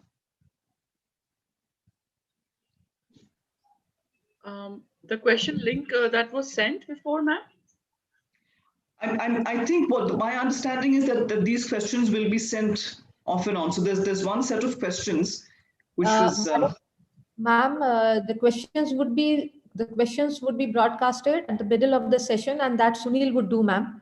Right. So Sunil, are you here? Sunil, could you just send I'm just putting on the building itself. Just give me 10 seconds. Okay, sure. Ma'am, meanwhile, I just went through some questions, and if it's okay, I can pose them right now. Please do. Yes. Yeah. So there have been some certain queries. Like first, many people have written that it should have been more interactive, which is true. But given the situation during the COVID times and assembly of so many people, I would like to tell them that it's not a little feasible right now. There have been some questions where people are asking to give good precedents where sexual harassment committee or the law has taken a course and given good judgments in favor of women in particular situations. Like good precedents, basically, they have been asking. There's one question that they are saying that usually women involved are lower in hierarchy. The aggrieved sometimes are lower in hierarchy, and how their seniors, especially male seniors who are maybe powerful in position, they are often not implicated. They are often not charged. And here the ICC and the administration becomes really weak. So how can we, deal with certain situations like these, where the aggrieved is lower in hierarchy and the perpetrator is like a boss or Right. So if we come to precedents, across the country, there are, I don't know, thousands of internal committees doing their work. There are many organizations where it's not truly functional, but there are many, it will be improper on my part to mention particular organizations. Not just improper, it'll be illegal. I'm debarred from expressing these, the names, etc. But I can tell you that from NGOs to corporates, sometimes I find corporates take a much stricter view than many other organizations, where punishments, actions taken have involved even terminating service. But in many cases, it's a warning has sufficed. So it depends really on the nature of the sexual harassment, and so. Well, in terms of precedents, yes, I think what my sense is, but the question is it really functioning, right? Does this actually happen? What kind of? So depending on the nature of the allegations, and also on the perspective of the internal committee, some I find, especially with corporates, they can be extremely strict. They just have zero tolerance, and then the slightest hint of sexual harassment, the person just has to go. I don't advocate such a strict approach because there should be gradations, right? So we want to keep termination for a very for more more shocking instances. But the thing is, there are many organizations where it's not really functional, but there are many where it is actually truly functional. In terms of where the aggrieved is in a junior position, this is very often the case. It's very. I have not come across any cases. It's very rare when someone who we agreed is actually in a senior position. It happens, but it's more common for the aggrieved to be in a little lower in the hierarchy, because it helps with the whole power equation. It's easier in a sense to dominate that person. So this is why we have this law. It is difficult, yes, it becomes difficult to take up a case against someone who is superior to you. Suppose the person is actually the one who's responsible for your promotions and prepares your assessments, your annual assessments. How do you take up a case against this person? It's scary. One may think, well, it might really affect my career, and that is a reasonable fear, but there has to be some confidence in the systems. We're trying in this country to have some systems in place, and one of them is, we have the reason we have internal committees, we have courts, it is to protect the rights of people, of those who are aggrieved, and it's very often the case where the person who has less power is the one who's facing the injustice. So there has to be some level of a willingness to engage with the system, right? It's not easy, but it's our responsibility to, if there is a problem, we have to take the trouble to seek redress. It's not easy, but it's possible, and it happens. You can get justice in this country. Okay, ma'am. Thank you, ma'am. And there was one question, and that person is saying, I think he's confusing, or maybe if I'm wrong, will introducing sex education early on in curriculums will help tackle or will be parallel to gender studies and will make people more sensitive regarding these issues or not? Well, I would say that sex education is something I advocate it should be. Education is always something that it broadens our horizons. We understand issues and we see it in a more respectful way. The more you suppress something, the more it comes out in negative ways. Right now, because we don't even talk about this issue, it becomes like something that it's a forbidden fruit, and we don't want children. What they're doing now is turning to the most inappropriate forums for their education, turning to pornography, the internet. These are the worst possible teachers. It is much better that we teach them in a more legitimate way. Now, whether this will sex education will automatically lead to reduction in sexual harassment, I'm not sure we can make that. I don't think there's an algorithm like that. But if done correctly, and if it helps us to understand, to see each human being as people of value, that if we can value men and women, I'm sure this will ultimately, it does help in shaping our attitudes, and I'm sure it would make things better. Yes. So I personally would advocate sex education regardless of this particular law.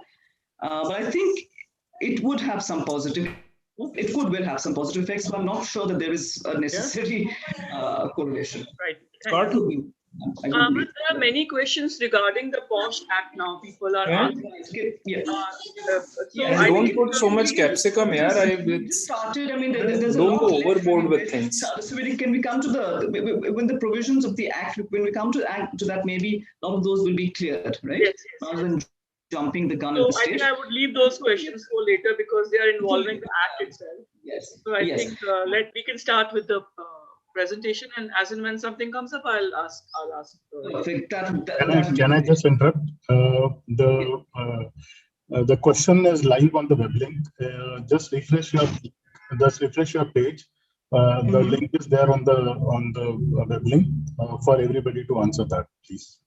Right. So so just give them 2 minutes to do this. It's a very brief thing. Yeah. And I would like to tell the panelists who are present with us, apart from Anju ma'am and me, they can also give their views and answer certain questions which they think deals with. And we can refer to the panelists in cases of certain issues which are particular to AIIMS or their institution. And for the questions, I mean, it's just that you choose the answer which is most close. I mean, there could be some questions where you could have more than one correct answer, but choose the answer which is the most correct. Sure. Yeah.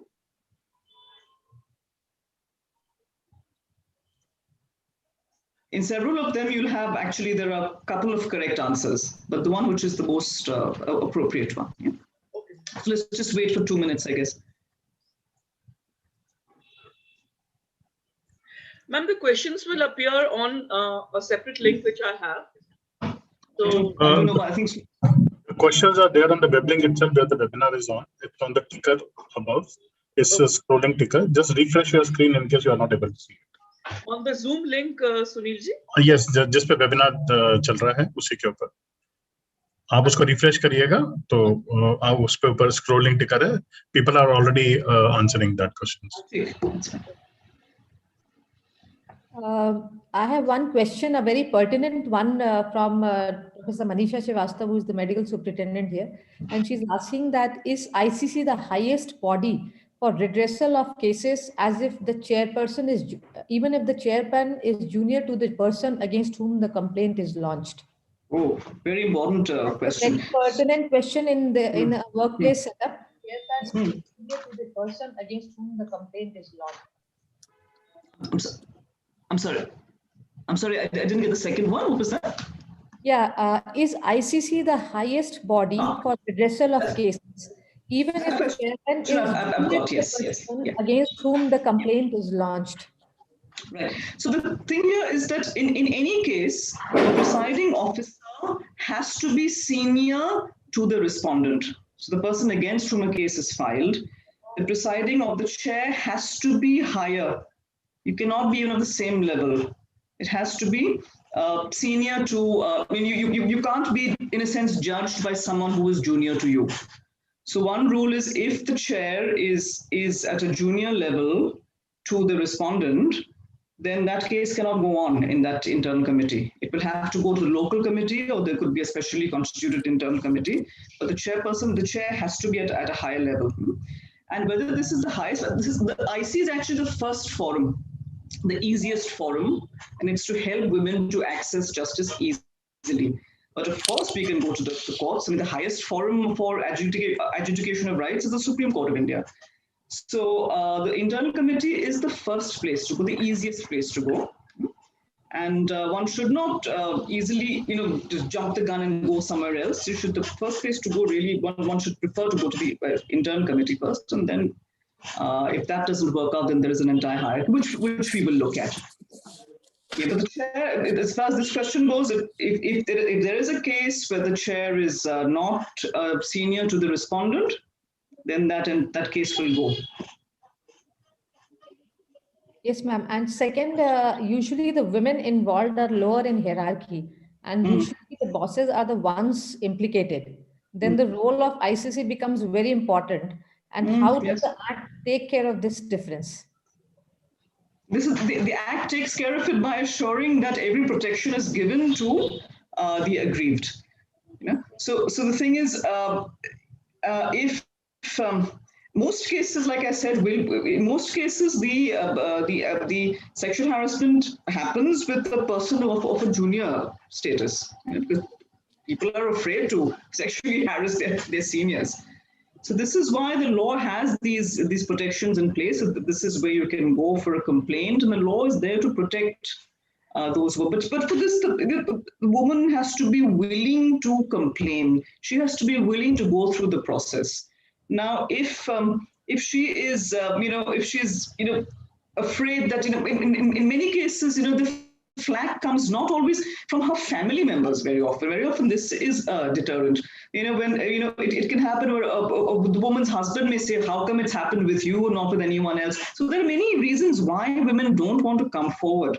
So although we have the law in place, it has, there are some protections in place.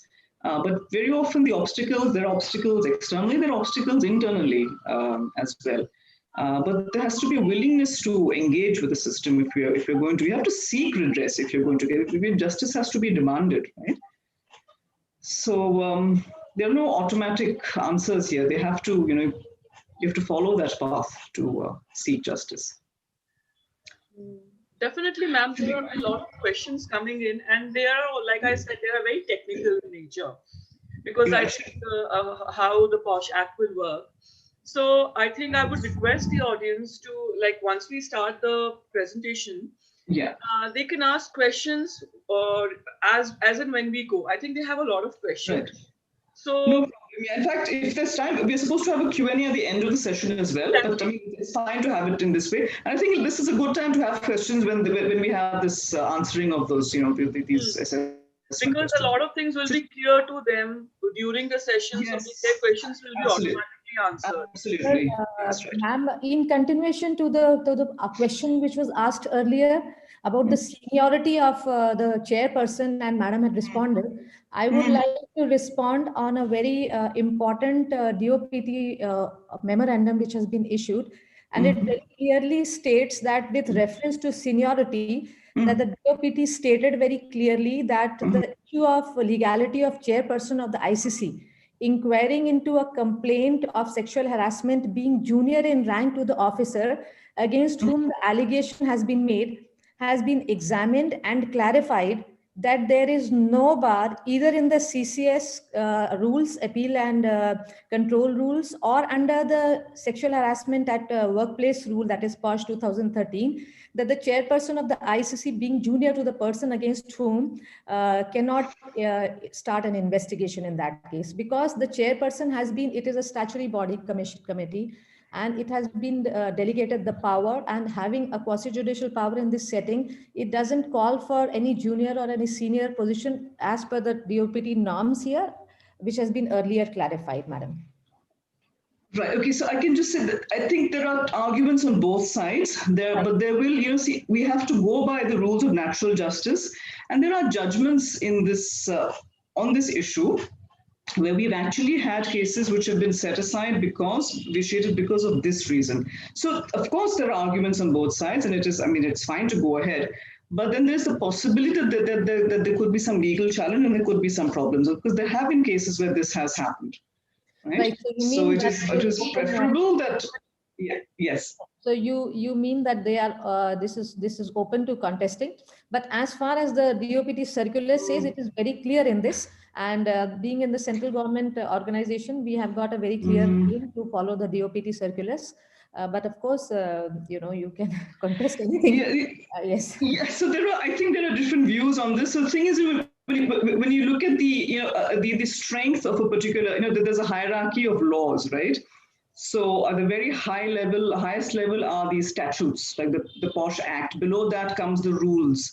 Then below that will be these notifications and all this. And so circulars are, certainly they're part of law, but they are not higher than, say, a Supreme Court judgment or, High Court judgment. They'll not be higher than the Act. They will not be higher than the rules. So the POSH Act has certain rules. The rules speak of natural justice. So, I'm not saying that this is an invalid circular at all, no. But sometimes there could be a thing of the context. And so which I think we have to take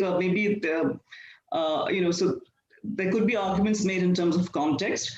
But in terms of natural justice and in terms of precedent, I would argue that it is settled law that this would be a problem, right? That the chair should be of a higher position. See, the rule is basically, why natural justice? It's that, this is not with regard to any particular internal committee. So the fear is, why, for instance, do you have an external committee in the IC? It's to ensure that there is that, that people are not in the internal committee are not beholden to the respondent, that we are not open, members are not open to dictation, for instance. Now, suppose I am the chair of an IC, suppose I work in a company, I'm the chairperson of and the person against whom the case has been filed is my superior, the person who decides whether has the power to dismiss me, for instance, or has the power to promote me.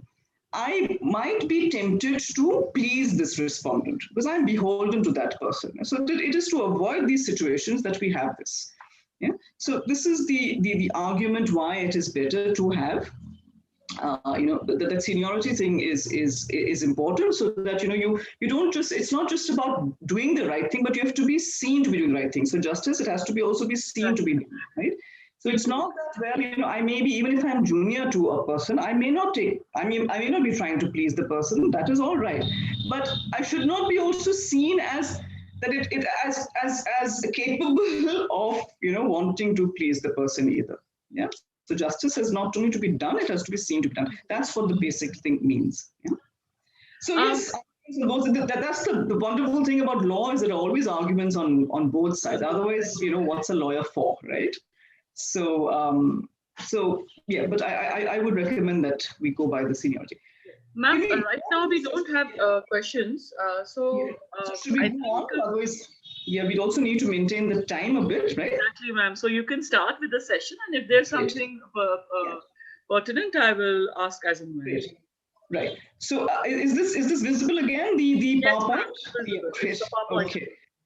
Right. So we look at now the concept of gender, and see, when we look at sex and gender, now the whole issue of I think this was referred to in the inaugural session, and the feminist point of view, you have, I think Sarika has also talked about this at some length.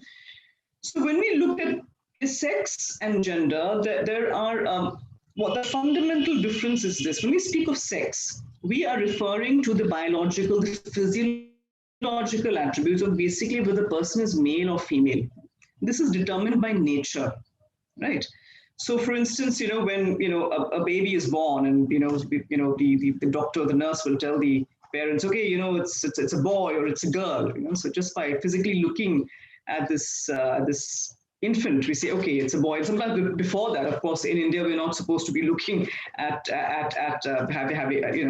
disclosing this to parents before the child is born. So when we talk of sex, we mean the physical attributes, male or female. But now gender is a social construct. I'll come to that in a bit. Now, so this is the broad argument of sex is it's taken as a binary, that you're either male or you're female, right? But increasingly there's a new we're also looking at the spectrum, right? So when you're talking about sex, we often refer to something called sex assigned at birth, right? So when a child is born, we just look at the child and say, okay, this child, it's a boy or it's a girl, right? So here are the physical attributes. But if you're looking at gender, gender refers to the sociological attributes. So it's not about determined by nature, but that which is determined by the culture, by society, whether what is masculine, what is feminine. So in sex, by looking at a child, you can say a newborn baby, okay, it's a boy or it's a girl. But if you look at a newborn baby, we can't say, whether this baby is masculine or feminine, right? Babies, they tend to look the same, they tend to behave the same, So, but as the child grows, then we have these concepts coming in from our society as to what women should be like, what men should be like. So for instance, if you look at this, there is often this idea about, say, girls, that, well, they're beautiful, they're pleasant, they're smiling and they're kind and they're very good with babies. And we have all these ideas of this is what women are like. If you take men, they're supposed to be strong and confident and ambitious, and they doing well in their jobs. And so we have these social ideas of what men and women should be like. Now that is gender, because gender is a social construct, and it gives rise, therefore, to gender roles. So we're not looking here now at the gender spectrum, because that's a different, it'll take me, it's a longer, it'll take about 2 hours to get into that. So I won't get into that right now. Or in this workshop at all. So just let's look at this in the binary of male and female, though now the argument is also that it's actually a spectrum, but we won't go into details of that, right? So sex, it's the physical attributes determined by nature. Gender, it's about the social attributes, which gives rise to social gender roles, right? So in nature may determine, sex may determine, for instance, so therefore with women, motherhood, in the sense, giving birth to a child, it is the female gets pregnant, the female gives birth to a child. But whether the women are automatically better parents, or that the father, the man will not be a good parent, or it is the duty of the mother to take care of the child always, or the child is that the child must be the paramount concern of a mother. Now these are social ideas. This is where the gender thing comes in. And because we have that, gender roles affect our expectation and assessments of men and women, and this has its ramifications in the workplace. So, for instance, if you look at a man and if a man is worried, oh my God, I hope the Uber driver doesn't, misbehave with me. Oh, will I be safe? Oh, it's getting late. We think, we don't expect men to have these fears, but we expect it's quite normal for a woman, if she has to go home late at night, a taxi, she may have this concern, okay, I hope I'm, safe, especially if you're living in some cities are more known to be unsafe than others. We don't expect, for instance, a woman who to be really deeply into cricket and really knows about, understanding Pujara, whether he's a better batsman than Dravid, or, we're talking about strike rates and batting average. We don't expect women to be, we think, yes, men would do that. So we have these expectations, assessments, the way we see men and women, what we expect from them. Consciously and subconsciously, these gender roles that we are brought up with, gender is always playing in our minds, and it affects our relations with people, certainly in the workplace, because it's there in our minds. It affects how we are with people everywhere, outside the workplace and definitely also in the workplace. So if we come now to gender discrimination, in gender discrimination is when there's unequal or disadvantageous treatment of an individual or group, and it is based on gender, because we have certain ideas of what men should do or can do, or what women should do, women can do. We have these gender roles, we have some stereotypes, and so we discriminate. Sometimes it can also be giving preferential treatment, but normally it's a case of you're giving a bad deal to say women, because we expect that this is what they can do, right? So that is gender discrimination. When you're giving a bad deal to a person or a group of people, because we have these conceptions about gender, right? So if, for instance, if you're, if people are going to laugh at, we expect all nurses to be female, and a male nurse, some may think, oh, well, what kind of, would he really be, would he know how to take care of a patient? You look at babysitters, you think, yeah, yes, girls are better at taking care of children, of women.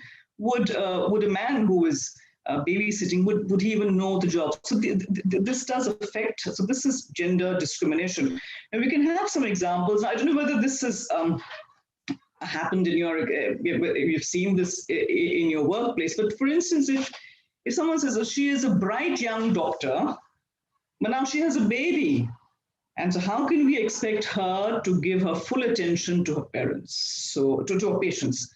So as soon as, if it's a woman doctor who's become a parent, we think, oh, well, will she have the time now? But we don't ask that of a male doctor who may have become a father, that, will he really have the time to now, devote to his patients? So this could be an example of, gender discrimination, because then it affects the way our expectations, and because of that, the work and responsibilities we will give to this particular hypothetical woman doctor. Yeah?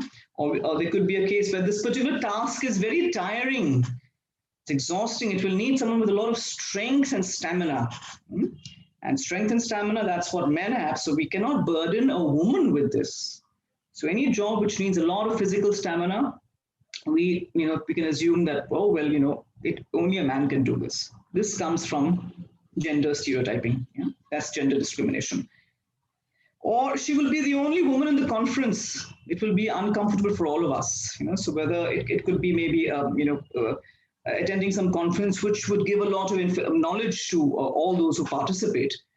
But if there's only one woman going, and the other gentleman on the team may think, well, she won't fit in, it may be uncomfortable for us, because the expectation is that, well, it's more fun when it's all men together, it's more fun, or women together, it's all fun. When men and women are working together, when they're socializing together, it leads to complications. Here again, it's a kind of something that is in our minds that, that men and women can't really work and deal with each other professionally. Yeah?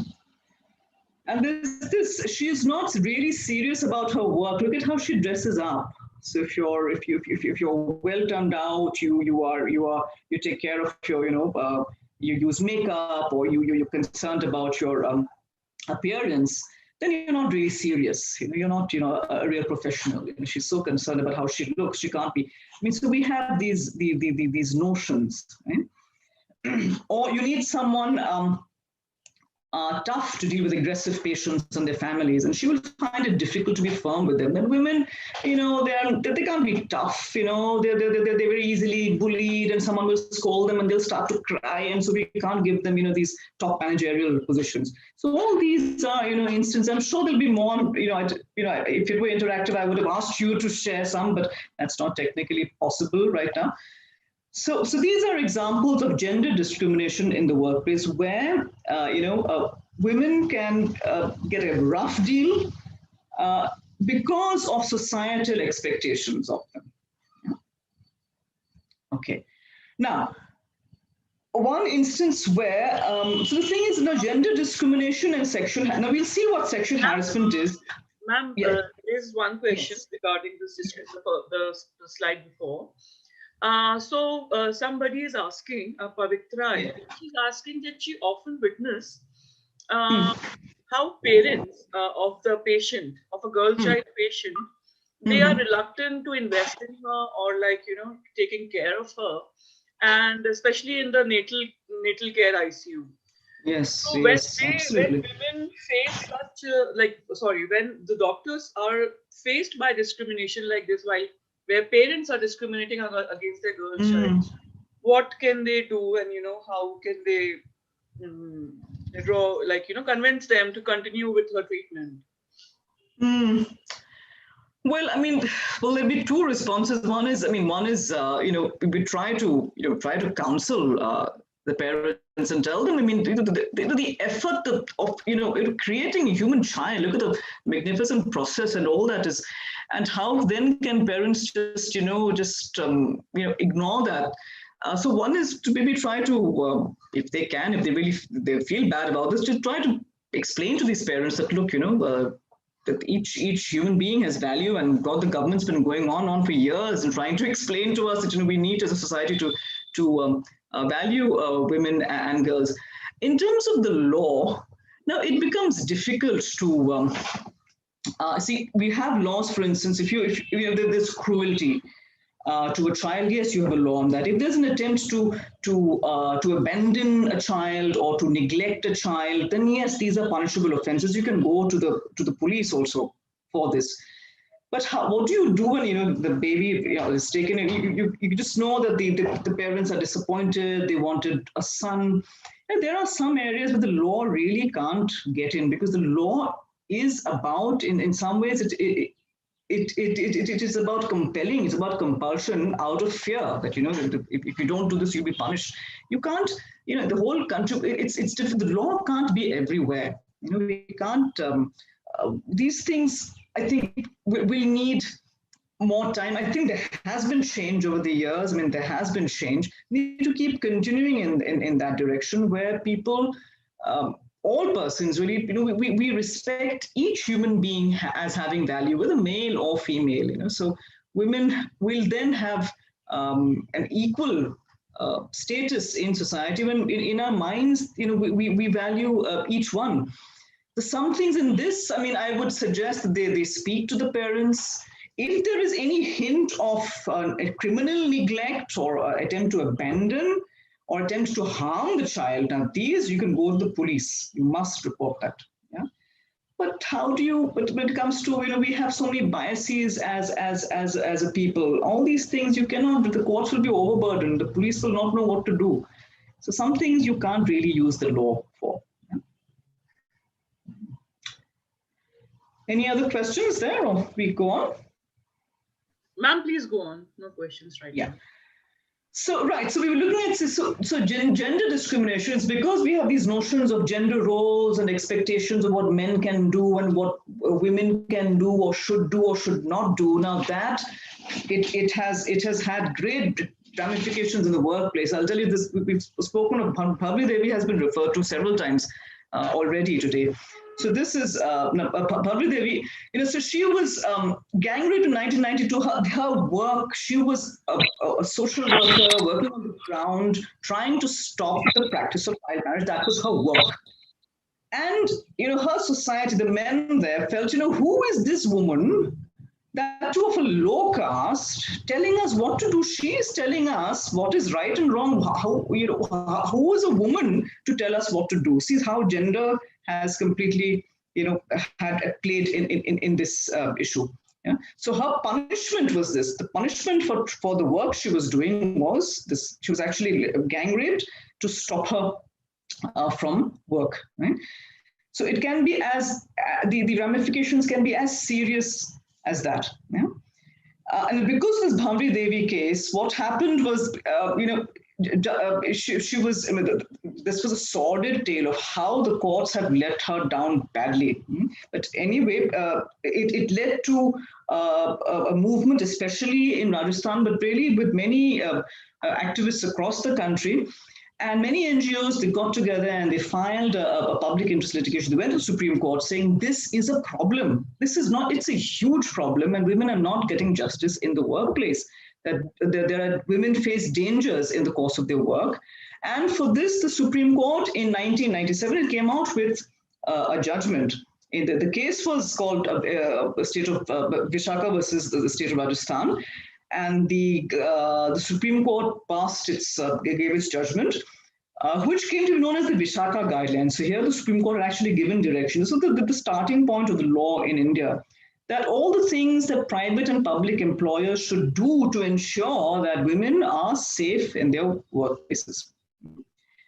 So this was a phenomenal, it was a landmark judgment of the Supreme Court.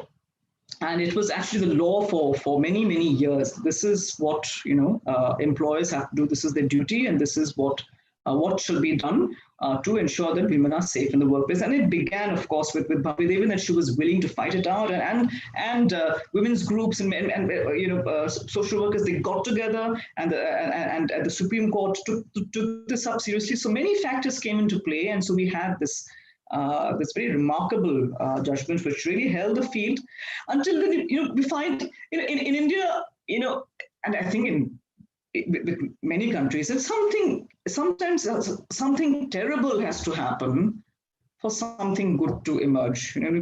So it's a reason not to feel discouraged when things are really bad, because very often things have to become really bad for it to get better. Now, we had Bhavri Devi, so it was a horrendous act of violence on her. Then we had Nirbhaya. This was on December 16, 2012. Nirbhaya gang rape and the murder. I don't know, many of you may have actually been part of this protest. There were protests across the country. People were just out on the streets saying, this is not acceptable. That this gang rape and the murder of this young woman was just too shocking for the country, and it shook the government. And then we had this law. Finally, this law was, you see, in the Vishaka judgment of 1997, the Supreme Court said, look, it's not our job to make the law. Parliament should make the law. Until then, this will be the law. Our guidelines will be the law. But it took that long. And really, if it had not been, I think, for the Nirbhaya incident, we probably wouldn't have had this law. So this law was passed in 2013, the POSH Act. And if you look at the name, it's the Sexual Harassment of Women at Workplace. It's the Prevention, Prohibition and Redressal Act. In 2013, this is the history. This is why we have this law. And this is why the POSH Act is specifically for the protection of women. If you look at the history from Bhavri Devi to Nirbhaya, this is why it's for women. Because the cases are so glaring, the cases of violence against women can be so horribly, and not to say that there is no sexual offense against men. It happens. Yes, it does happen. But the numbers, it's just overwhelmingly more in case of women. And there have been heinous offenses against women. So we have this law that is specifically for women in this country. So if you look at the history, this is why we have an evolution of law of this nature. And but there is this misconception I think Deepika Surishi referred to it this morning, that the sexual harassment workplace law it's very often misunderstood. It's seen as it was women, all powerful suddenly, and the men are now, cowering, and afraid they could be taken as disadvantage of, as though you don't promote me, I'll file a case against you. So that seems to be the fear with not just men, but with many women also. Many people feel that, oh, this is a terrible thing which has happened. Now women are going to, misuse the law, right? But the thing is, you see, we have to look at it like this. I mean, injustice anywhere threatens justice everywhere. This statement of Martin Luther King Jr., it's applicable really. See, whether you're a man, this is not a man versus woman or woman versus man law. It's not about. It's protecting women, but it's not there to. It's not the act to harm and enslave men. No, not at all. You see, we have to see it as no woman lives on a separate planet. So women are not living on a separate planet without any engagement with men. Men are not on a separate planet. If there is the fear that men will be harmed by this, so it's great times for women now, But there is no woman who would be happy that if her husband or her son or her brother or is going to be harmed by this law. It is not going to help the woman at all. If you look at men, men are not on a separate planet. They are working, there are women in their life for sure. A law protecting women is of benefit to men as well. Surely a man would be happy that, if his wife is working or his daughter or his sister, that they are going to be safe in the workplace. Is good for everyone. See, justice is good for everyone. It is not a zero-sum game. They don't have to be losers. In justice, everybody is supposed to win. Right? So please don't see this as something that is that is some sort of a lottery for women, or it's something to enslave men. No, it's not. It's about justice. And the problem of seeing that women are facing, they a woman can go through extreme harm in the course of her work. So therefore, there's a law to protect her. And this is surely it is not. It is in the interest of men if women are protected in the workplace. It is in the interest of women that men are not made unjust bogies. It is in the interest of everyone that there is injustice. Any injustice to a man, injustice to a woman is injustice to everyone, and that's the approach we need really. If you're going to have a country where there's rule of law, where there's justice, we don't want injustice to anyone. So it's not men versus women. It is about protecting those who are vulnerable to abuse. So let's not make it a men versus women. We're in the same team. We're in the same boat. And if you're going to go, harming men, if you're going to punish them for no reason, you're going to rock the boat, it's going to hurt everyone. If you're going to go harming women, you're going to rock the boat, it's going to hurt everyone. Because injustice anywhere, it threatens justice everywhere. Yeah. So, right, ma'am, because I was avoiding these questions and saving them for the last. But there have been many questions where men are asking why this law is only for women and men are also harassed. And whenever we talk about any women, particular women law, like especially I saw this during 498A when the Domestic Violence Act came in, a lot of men are just instantly threatened that, why is this happening? So there are a lot of questions from our audience that what about male harassment and what about misuse of law? I think you have answered it really well. And I think Can I just show one more slide so that people they feel even less afraid now. So there is this, so if you look at this is the country which believes in the truth, and the truth really is our greatest defense, right? And this law is actually saying that it punishes false cases and false evidence. So whether you're a man or woman, if you're on the path of truth, you are not going to be hurt. In fact, if there is a false case, then that person, whoever has filed the false case or given false evidence, can actually be punished under the service rules. So we don't have to be afraid of false cases. But just to clarify, so that no one should feel afraid of filing a true case. If you are genuine, if you're not trying to hurt people maliciously, if you're not trying, if you're on the path of truth, the law will protect, the country will protect you. And this is not to deter any woman who was genuinely aggrieved from complaining, because the law is also very clear. Just because you have not been able to prove your case, it doesn't mean it's a false case.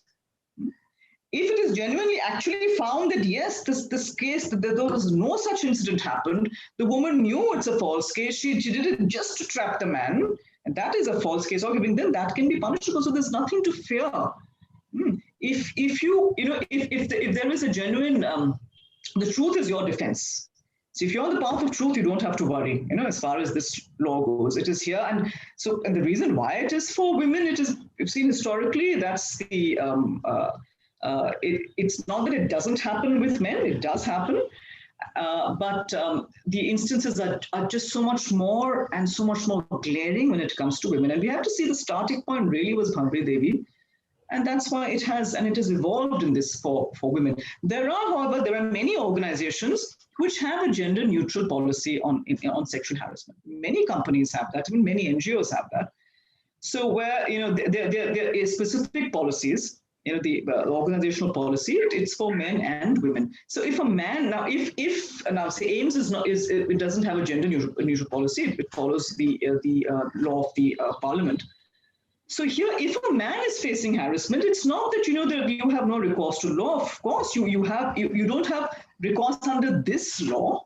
But if you're facing harassment, facing sexual harassment, you have, if it amounts to a crime, which we'll see a little later, you can certainly approach the court of law. If a man is sexually abused, if a man is subject to sexual assault, we have a section 377, which says it is perfectly fine to have consensual relations between men. But if it is not, if it is coerced, then there is recourse to law. If there is criminal sexual harassment happening with a man, yes, of course you can go to the police. And in organizations where it's gender neutral, of course you will have recourse there. But under this law, it is specifically for women. And I think is that if it's with men, you can certainly tell your HR department, it's not that you have no recourse in the law, and you don't have to worry about a false case. If you're on the path of truth, you don't have to worry about this. Yes, in this context, ma'am, I would like to add one thing. I have read about a couple of court judgments which clearly they clarified that not all forms of physical conduct or not all forms of verbal statements from a man towards a woman with negative undertone specifically suffice as a complaint of sexual harassment. Like if this happens, then you would be in a difficult position for performance reviews to happen fairly between a male and a female gender. So in that case, there have been very clear definitions of sexual misconduct, the misconducts to be taken as sexual misconducts. And the most important, the bottom line of that is that any conduct, physical or verbal, which is unwelcome to a female staff member should be very carefully dealt with. And this should be the bottom line, which should be considered in all workplaces. So your conduct and compliance should be in agreement to this.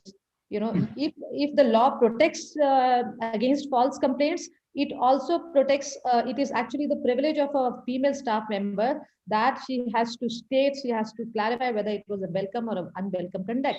So for all practical purposes, your conduct in a workplace should be undeniably only professional. That's all. Absolutely right. Yes, quite right. I think we can have the second round of those questions. Sunil, if you could send that link, please, to everyone. Ma'am, they're free to ask questions, and I've been refreshing the page. Yeah, we can do that. Right. In the meantime, sorry, just in the meantime, there was some assessment questions, just a brief thing. So I think that could also go on simultaneously. Assessment question is live on the web link. In case you are not able to view it, please refresh the web link. Great. Okay. Yes, okay, ma'am, there is one question. Somebody has asked, if a woman does not want to complain or simply refuse to seek justice, what can be done? Thus, there is a threat for a person who wants to help that woman at the workplace. Like if somebody wants to help that woman and she is just scared of not filing a complaint, what can be done? And I think many women feel that if it happens to one woman, it can happen to them. And they get in this milieu that, what should we do? If she is unsafe, he is unsafe. But since she is not speaking up, what can we do? This is such a very deeply, such a complex issue, and it is so easy, for me to sit in judgment and say, oh, this woman has, if you've experienced sexual harassment, should speak up and you should, it's very easy to say that, but, there are complexities which we also need to respect. Now, some women, one doesn't know what issues they go through. I know, for instance, some women that we were working with in some states where they were saying, compared to the violence I face at home, the harassment in my workplace is nothing. So, if women have this they can have a very high threshold of acceptance. And they're saying that, it's fine, what's the big deal? I'm okay with it, I will not risk losing my job, but I will deal with this.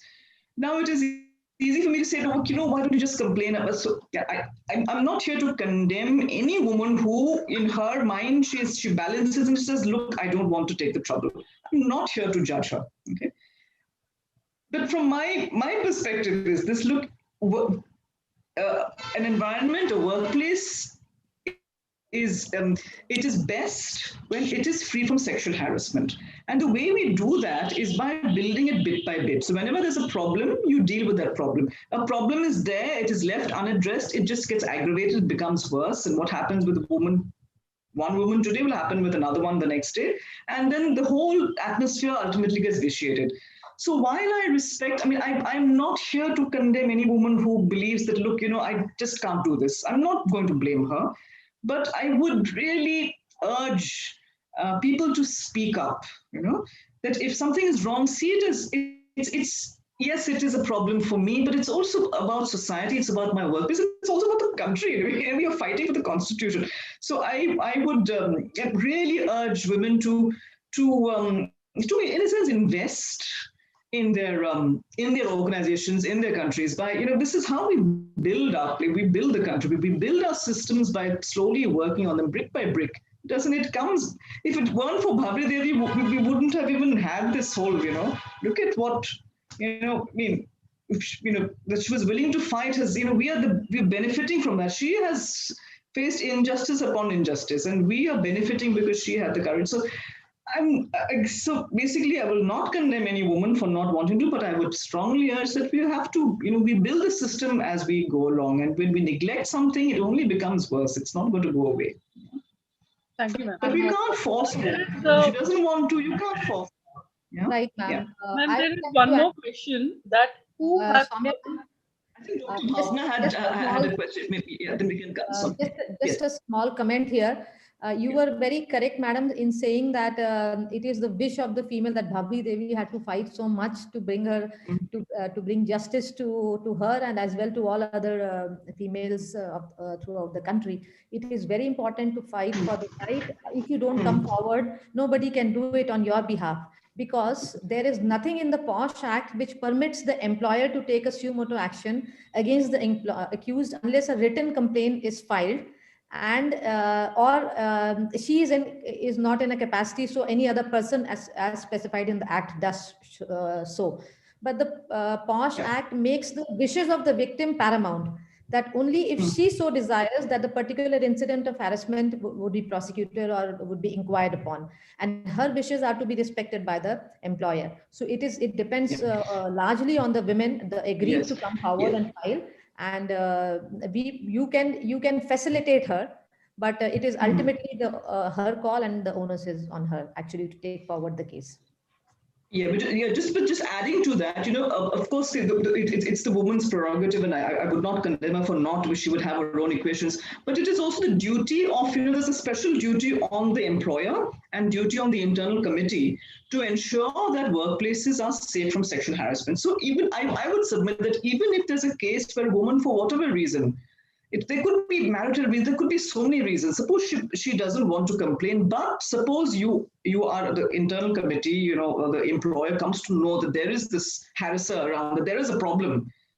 I would still say don't turn a blind eye to it. Depending on the facts of the case, sometimes it helps to be alert to the issue and to be willing to act given the slightest opportunity. Now, there are organizations where they actually allow for suo motu action by the internal committee, but if you're going strictly by the parliamentary law, that avenue, I'm not saying it's closed. One can argue, there are arguments always on both sides. I can argue that you can be proactive.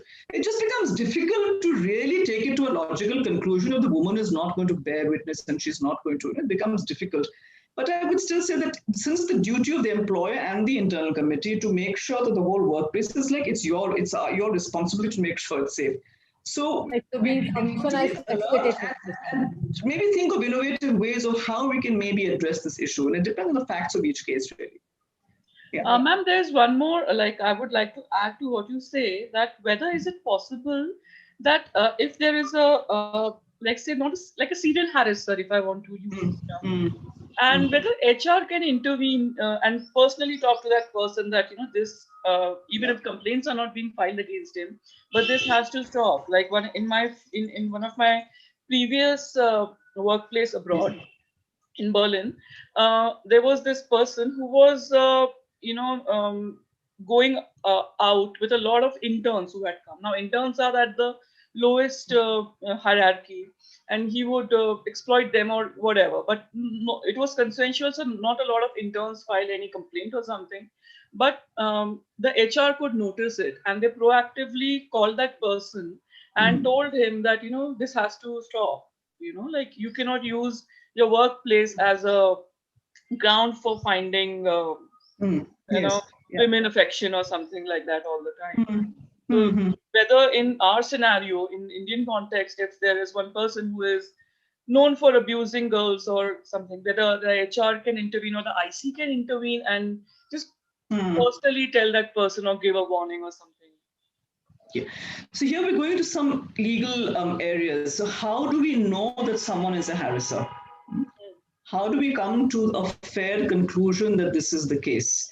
Because everyone is innocent, innocent until proven guilty, right? So when you have, so there has to be some body of evidence for the HR department, or in this case, internal committee, to come to a conclusion that, look, there is enough evidence against this person, enough testimony against this person for us to take some action. Just because someone said something or we overheard, we have to be fair to everybody. See, injustice to anyone is injustice to everyone. So I'm not here about, that we just, there's hearsay and, this man has a bad reputation, so we are going to punish him. That would be unjust. But yes, we also cannot let a person who's actually, take advantage of the fact that he may have been threatening the women and saying, if you speak up, you see what I do to you. This can happen. If you speak up, you live alone or whatever, I'll make life difficult for you. So there could be many reasons why, women are not complaining and why, a harasser may be getting away with it. So the IC has to be alert to this. At the same time, you cannot come to a completely perverse, conclusion. You have to you have to hear the other side. We cannot just sit in judgment, look, I've heard this person is bad, I know this person, and so we're going to punish it. So what I'm saying is we have to follow a fair approach, even when there is no evidence. See, I won't make this a whole workshop on evidence, but there's a whole criteria, of evidence. Even without the statement of a complainant, even without eyewitnesses, you can still come to a conclusion that sexual harassment occurred. Because there are many ways. There could be a camera thing, and there could be other witnesses. There are many ways of coming. Eyewitness account is the best account, but even if it's not there, the complainant statement is very strong evidence. But even if that is not there, you can still come to some conclusion. But there has to be some material on which the IC comes to a belief that we have to take some action against this person. Because if you take action without any sufficient material, the person can go to court and will say, I've been discriminated, right? And it will give further fuel to the whole false case brigade, right? So we don't want that either. So we have to we have to be reasonable with everyone, fair with everybody. And the thing is to be alert, and and we don't have the luxury always of, getting the full account of eyewitness account of the complainant. Ma'am, Madan Lal is asking a very pertinent question here. He's asking whether, how do we differentiate between gender discrimination and sexual harassment? Like, right. Like there are two things that happens at a workplace. So how do we differentiate between them? Yeah, good. Yeah. So sexual harassment will have to fit in with the definition of sexual. It's a very broad definition. We'll come to that, what sexual harassment is. Sexual harassment has to have some element of, of sex in it, in a way, of some sexual, misbehavior, or, we'll come to all that. See, gender discrimination it's when, because of our gender roles, and we treat, it could be men, it could be women, treat them, disadvantageously because of, so sometimes they come together. And if you take Bhavri Devi's case, there was gender discrimination in that they felt, who is she to, how dare she tell us what to do? She's a woman, she shouldn't be telling us to do this. There was also sexual harassment because look at she was gang raped, that's a very high level of, it's extremely violent form of sexual harassment. So in her case, both things have happened. But in some cases, you can have gender discrimination, but there's no sexual harassment, right? Or you can have, it's for instance now, if you can have an organization which, basically says that, they don't want to employ women. There could be, some companies nowadays, they don't want to employ young women because they're afraid of this whole thing of, they're afraid that they will take all this leave for, the maternity benefit. So they don't want to employ women. So that is gender discrimination. Okay, but there's no sexual harassment of any particular woman in this case. So if you have a company which is saying we're not employing women, that's gender discrimination. But in this case, there's no specific case of where a woman was sexually harassed. Yeah. So to go about the facts of each case, so for sexual harassment, both these things may happen in a particular case, and sometimes it's just one or the other. Yeah. Sexual harassment will have to fit in. We look at that very long definition. So if that is there, that's sexual harassment. Gender discrimination is when, say women are given a bad treatment because, basically of our gender roles, right? So, and sometimes they coincide and sometimes they don't. And ma'am, I just need to make a small comment on your earlier statement that not every time that you need an eyewitness for such acts, because there's something like high probability of occurrence of an act in for this law, that you don't have to use the term that it is like beyond reasonable doubt you have proven something. So because some acts are mostly in private, or there are no evidences or eyewitness to it. So ICC has got it depends on the investigation and inquiry of the ICC that whether the probability of occurrence of that act is there or not. And they just have to say that it is within reasonable doubt. It doesn't need eyewitness, or it doesn't need, sort of these confirmatory evidences to confirm that. And so that is very important to be considered while doing such inquiries in ICC and their recommendations, ma'am. Right. And in fact, since we brought this up now, we have to see these sexual harassment in the workplace, these are civil cases, right? These are not criminal cases. If it were a criminal case, the quantum of proof required in a criminal case to find whether someone has committed murder is very high. It has to be beyond reasonable doubt, that it had to be this person. So that you need a lot of proof for a criminal case, but because this POSH Act, it's at a slightly lower level, it's a civil case. So you, like Dr. Bhavna said, there's something called preponderance of probability. That even if there could be some doubt, but that it's very likely it happened. Yeah. So you don't need such a, the level of proof required in a criminal case. You don't need that much proof for a case, for a POSH case. Yeah. So therefore you don't, absolutely right. You don't need to have, you can very well hold against a respondent, even without eyewitness accounts, etc. Because even in criminal cases, very often you don't have eyewitnesses, but there it's just you need much more overall evidence. Are we done with this set of questions? Assessment question 2. I think people must. It was a brief thing. Should we go on? Yes, ma'am. There are some questions relating to POSH Act, and I'm leaving them because I think they will be self-explanatory once you start on the act working on that. Okay, I think I need to write. Yeah. So let's just go on with this now. Get into the whole thing of harassment and sexual harassment. If you look at this thing of harassment at workplace, is all harassment sexual harassment? Sexual harassment? So let us understand harassment. So workplace harassment is the unwelcome and sometimes unlawful conduct that demeans, insults, and offends an employee. And sexual harassment is one type of workplace harassment. So all harassment is not sexual harassment, but the sexual harassment certainly is a type of workplace harassment. Now, for instance, some of the examples of harassment which is not sexual, there could be harassment on age, for instance. People are often made fun of, that, oh, you're too young, how will such a young person do this operation? Or how will such an old person do this operation? So that, that would be age harassment. Yeah. So that is a kind of harassment which is not sexual harassment.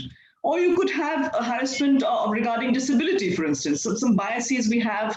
Oh, if you're in a wheelchair, if you can't walk, you can't do anything. Yeah, you can't see, you can't do anything. That's a kind of harassment. You're making fun of people with disabilities. We abuse them in the workplace. That is disability harassment. That is not sexual harassment. Yeah, there could be harassment of, I don't know whether you've had colleagues like this, people sometimes behaving extremely badly, just offensive, yelling and screaming all the time. That's also a kind of harassment, but that is not sexual harassment. Now, if it falls, it can fall within sexual harassment, which we will see later. So there are many types of workplace harassment. Suppose you're not getting leave, or there's just too much work on you, the hours are very long. This is all workplace harassment, but it is not necessarily sexual harassment. But sexual harassment we will look at later. So now let us look at sexual harassment. What really is sexual harassment? Now there are two key things we have to keep in mind. One is that it is unwelcome, sexually determined behavior. This is the key thing. It has to be, it's unwelcome. And it is sexually determined. Yeah. So these are the key elements to this definition. And the other one, it is that it is unwelcome to the woman. It doesn't matter what the person's intention was. If the woman was uncomfortable, if it had some sexual basis and the woman was uncomfortable with this behavior, it can be sexual harassment in the workplace. And it is specific to a particular woman. Now, it does not matter whether, what may be welcome to one woman may be unwelcome for another woman. That is perfectly legitimate. So just because maybe, let us say something was okay with, like this movie Sita and Geeta, I don't know whether you've seen it, was a really old movie, Hema Malini movie, where, they were very different women. So something may have been okay with Sita, but Geeta found it unwelcome. Then it becomes, so Sita will not complain of sexual harassment, but Geeta can very legitimately complain of sexual harassment. So the thing is, it is unwelcome to that woman, yeah? So unwelcome sexually determined behavior. Okay, this is, we look at all the examples of sexual harassment, and these are things you have to keep in mind. It is unwelcome to the woman, and it has to have some sexual basis. Yeah? So for instance, and the Act uses this word includes. Wherever in law you find the word includes, it means that it's a broad definition. It means that everything which is there will be sexual harassment, but even if something is not listed, it can still be sexual harassment. Yeah? So any unwelcome physical contact, not all physical contact, but unwelcome, if the woman is uncomfortable about this, yeah, it would be sexual harassment. Sexual advances, but unwelcome sexual advances. So the woman is not comfortable with it. You're basically forcing yourself on a woman. So for instance, this is not to say that India bans love. India is not against love. It's not that, we don't want people to have relationships at all. It's not that. What we're basically saying is that there should be no sexual harassment in the workplace. We're not saying there should be no love. Yeah, because sexual harassment is not equal to love. In fact, it's the very reverse. You don't sexually harass people you love.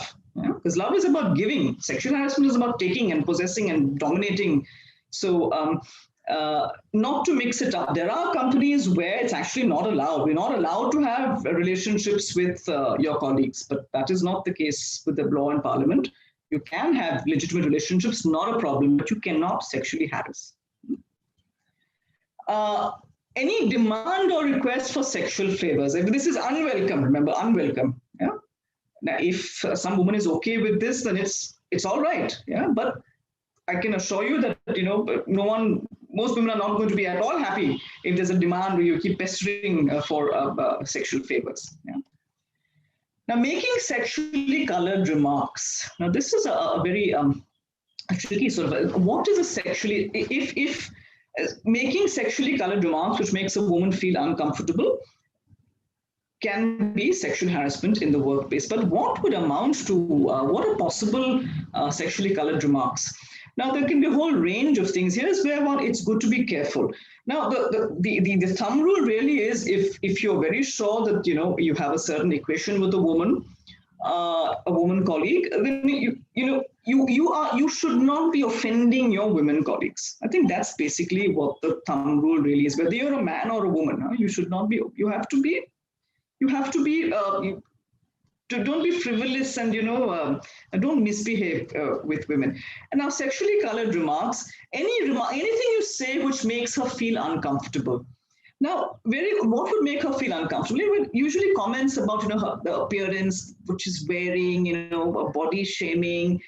These things are would make a person feel uncomfortable. I'll give you some instances. So, for instance, where this was a case where suppose there's a workplace which had a very beautiful garden, and there were these lovely roses, and so this gentleman says, "Oh, the roses are so beautiful, but they're not as beautiful as you," telling his woman colleague there. And she didn't like that. She said, "I'm here to work. I'm not here to be compared to roses." And it was embarrassing for me in front of my colleagues that you're saying these, comparing me, basically talking about how beautiful I am or whatever. Even though he meant it, you may mean it to praise, you may mean it, you didn't mean to harm, but maybe you're being over familiar. So you have to be alert. Children know this. Children are very good. They know how, if I say this, my mother will be angry. I say that, the teacher will be angry. They're quite alert to how to behave.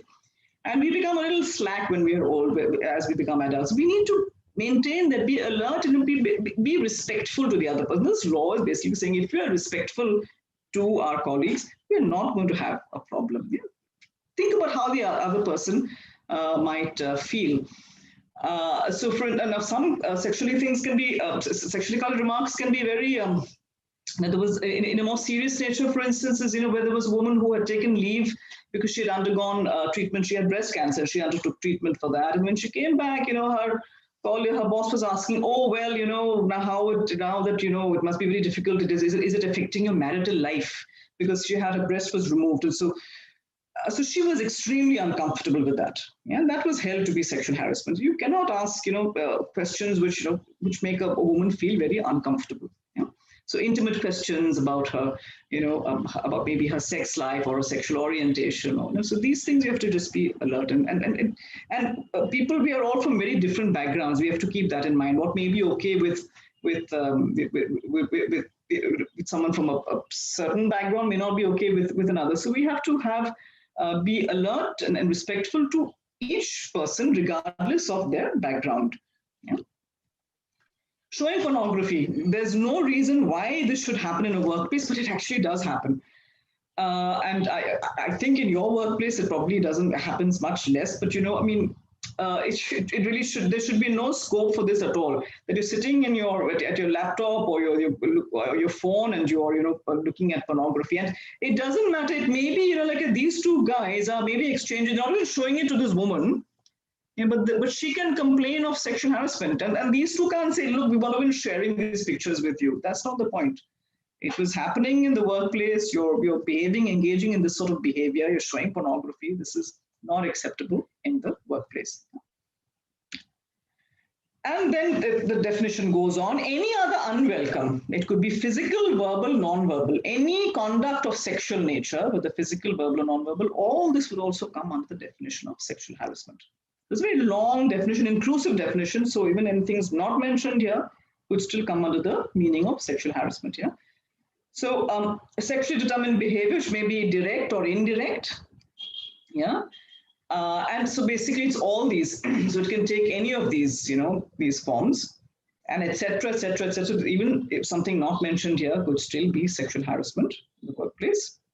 And then here's this, the Act also makes this interesting thing. It says that, if sexual harassment, if there are certain circumstances in connection with any sexual harassment, act of sexual harassment, it will also be seen as sexual harassment. So for instance, any explicit or implied or explicit, so direct, indirect, any promise of preferential treatment, that you do this for me, be good to me, I will give you a promotion, or it could be a threat of detrimental treatment. You don't do this for me, you'll be thrown out, or you will not get a promotion, or you will not get this job, or you will, if you want this job, you've got to do this for me.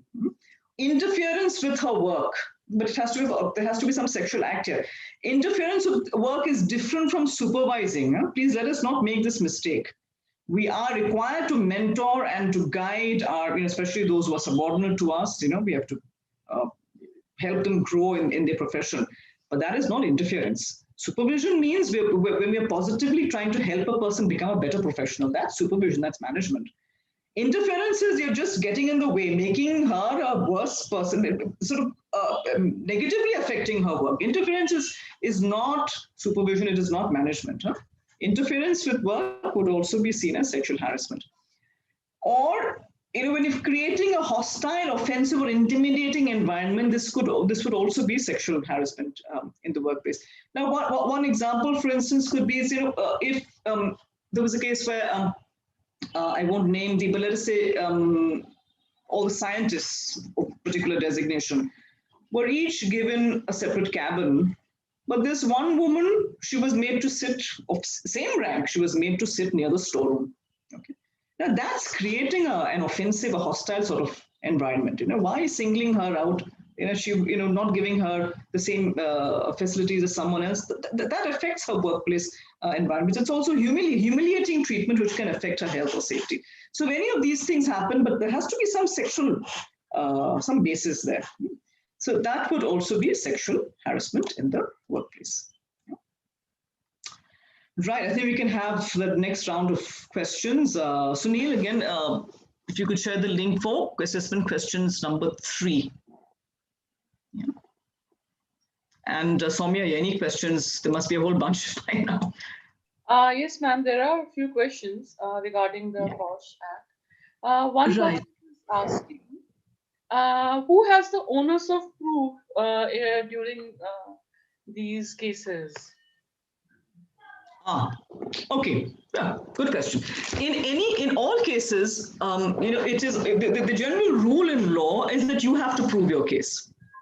So if I have a case, even if it's to say that this land is mine, I'm filing a civil suit, the basic rule is if you have a case, you must prove your case. Yeah. So the person against whom the case is filed, it is not for them to prove their case. Now, there are very few instances, this is especially in cases of sexual offenses, whether it is, against children under POCSO, where you have this inversion, where sometimes you have to prove your innocence. But here, as far as this law goes, see, you have to prove your case. So if you're the complainant, you have to prove your case. Now, what does it mean to prove? The onus, therefore, is on. So imagine a case where, suppose I have filed a case of sexual harassment against a Mr. X, okay? Then Mr. X doesn't even show up for the case. It doesn't mean that my case is proved. It doesn't mean the IC can automatically hold in my favor. I still have to prove my case. I mean, I have to, my statement should be credible. If I have witnesses, whatever other evidence, it should be such that even if the other person says nothing, I have to be able to show that, yes, this has occurred. Now, so the onus is certainly the complainant, but the quantum of proof we have to remember, we cannot expect that this is a civil case of civil nature.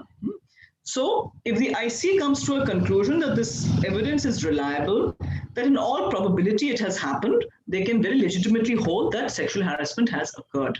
It doesn't have to be beyond reasonable doubt. It has to be the preponderance of probability that it is most likely that this has happened. That is sufficient. Because it's very difficult to, in these situations of workplace where you have power equations at play, you have so many, it's very difficult to get a lot of witnesses, and very often this thing is very rare that you find sexual harassment occurring in an entire conference. It happens in where there's no one around. Yeah. So we can't expect that there will be a whole lot of witnesses, but But yeah, the onus has to be on the complainant. Yeah, that's yes.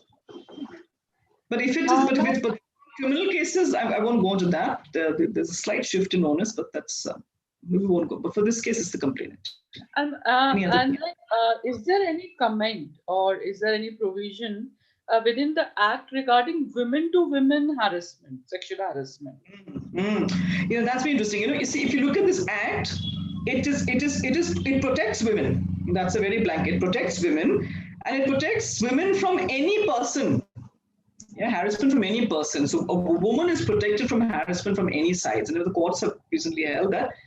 So the harasser could be a man, the harasser could be a woman. But the protection is given to women. The respondent can be a man, can also be a woman. But women have to be protected. There should be no sexual harassment of women in the workplace. And the rule is basically this: if women are made safe in the workplace, everyone will become safe. You know, that is the idea. If you maintain those standards, then everybody will be, safe from sexual harassment. Yeah. So there's one question. Yes. Regarding the increasing diversity at workplaces now. Sexual diversity, like a lot of there are transgender people who are hired. There are people who are from a different sexual orientation. Yes. So how are we planning to accommodate that, like till there are proper legal guidelines? Yeah, I know this is a tricky thing. Yeah, so let us take it one at a time. Now, if you're looking at trans persons, right, trans men and trans women, or transgender people, this law protects women. So if we go for the law, I mean the Nalsa judgment had allowed for self-identification. Now, if a trans woman, I would submit, can come under the provision of this POSH Act. Now, I think it needs some modifications to the law just to basically, in a sense, upgrade to meet the ground realities now. But since this law basically it doesn't debar anyone, the definition is inclusive. Yeah. So, woman, if in the law we can bring in trans women and under the laws of relevant to transgender persons, a trans woman, I would submit, comes under this law.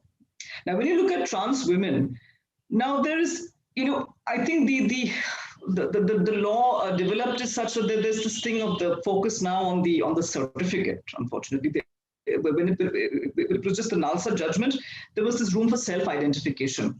But I think we can still pursue that path. Suppose it's not essential. I'm going to submit it's not essential for a trans woman to say, "Look, I underwent all these surgeries." You don't have to undergo all the sex reassignment surgeries to say that now I'm a full certified trans woman and so I come under this law. I'm a trans woman. I'm self-identified. I should get protection under this law. Yeah.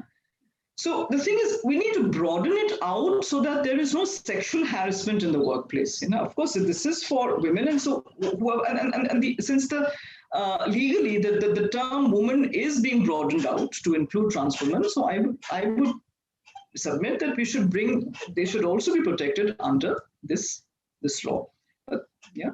So to make things clear, it's always best if the organization has its own policy, which then clarifies all this. Because for the parliament to make all these, it's its whole amendment of law. It's a longer process. It's much quicker if an organization has a specific policy, and then all these things are laid out. And some companies have done that, and then some have been really amazing, and they've brought in all these. Now, take sexual orientation.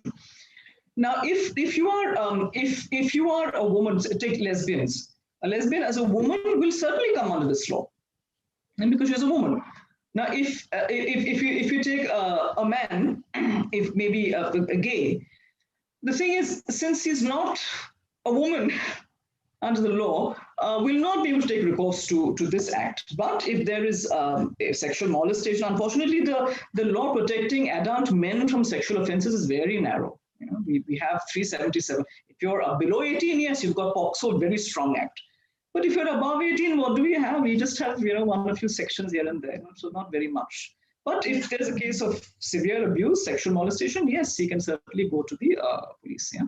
But I would say that, yes, we should, since it's an inclusive law, it's a beneficial legislation, we should try to be inclusive and give as much protection as we can to those who can possibly come under this law. Yeah. There's one person commenting that appraisal reports, or I think he or she means supervisional support, needs to be immediately snatched from the person against whom the complaint is launched. So I think here, I feel here he or she means that if a person, if your senior has been accused of sexual harassment, he or she should be immediately removed as your supervisor, or he should not have the power to review your work. So does the law make certain yes. directions? Yes, in fact, this power is entirely, it is with the internal committee. We have to ensure that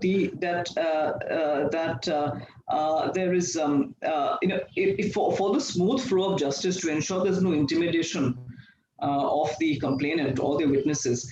That power has to be, in a sense, taken away from the respondent. The IC can even say that the respondent will not work in the same premises as the complainant. So whatever orders are necessary to be passed to ensure the safety of the complainant, all this power is there with the internal committee. They can make the recommendation, the employer should act on it very quickly.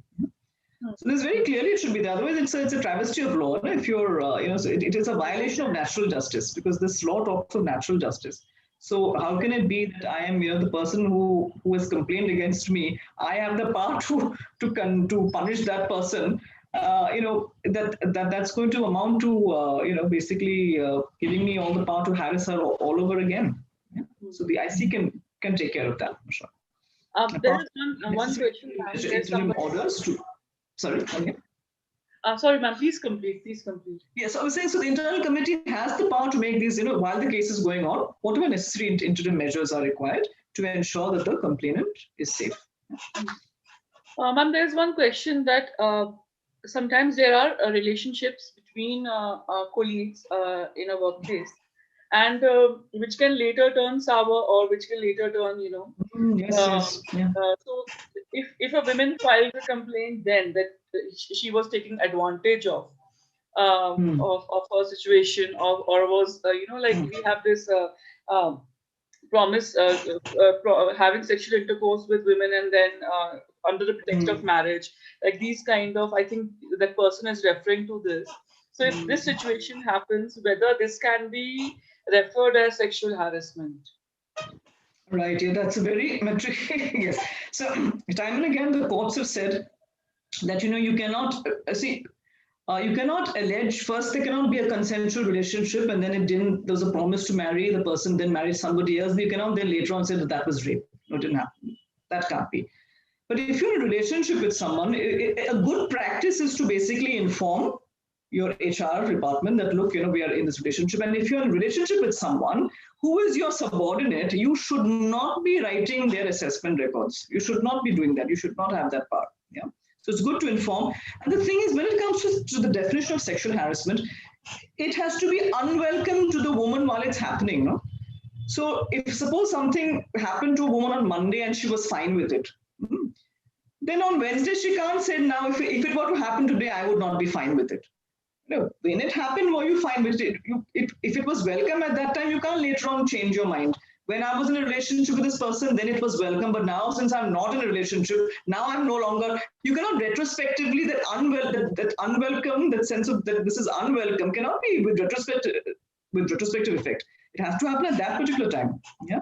So just because you were okay with something earlier, you can't later on, okay, now that you've broken up, now you're saying, oh, so that's not we have to have some.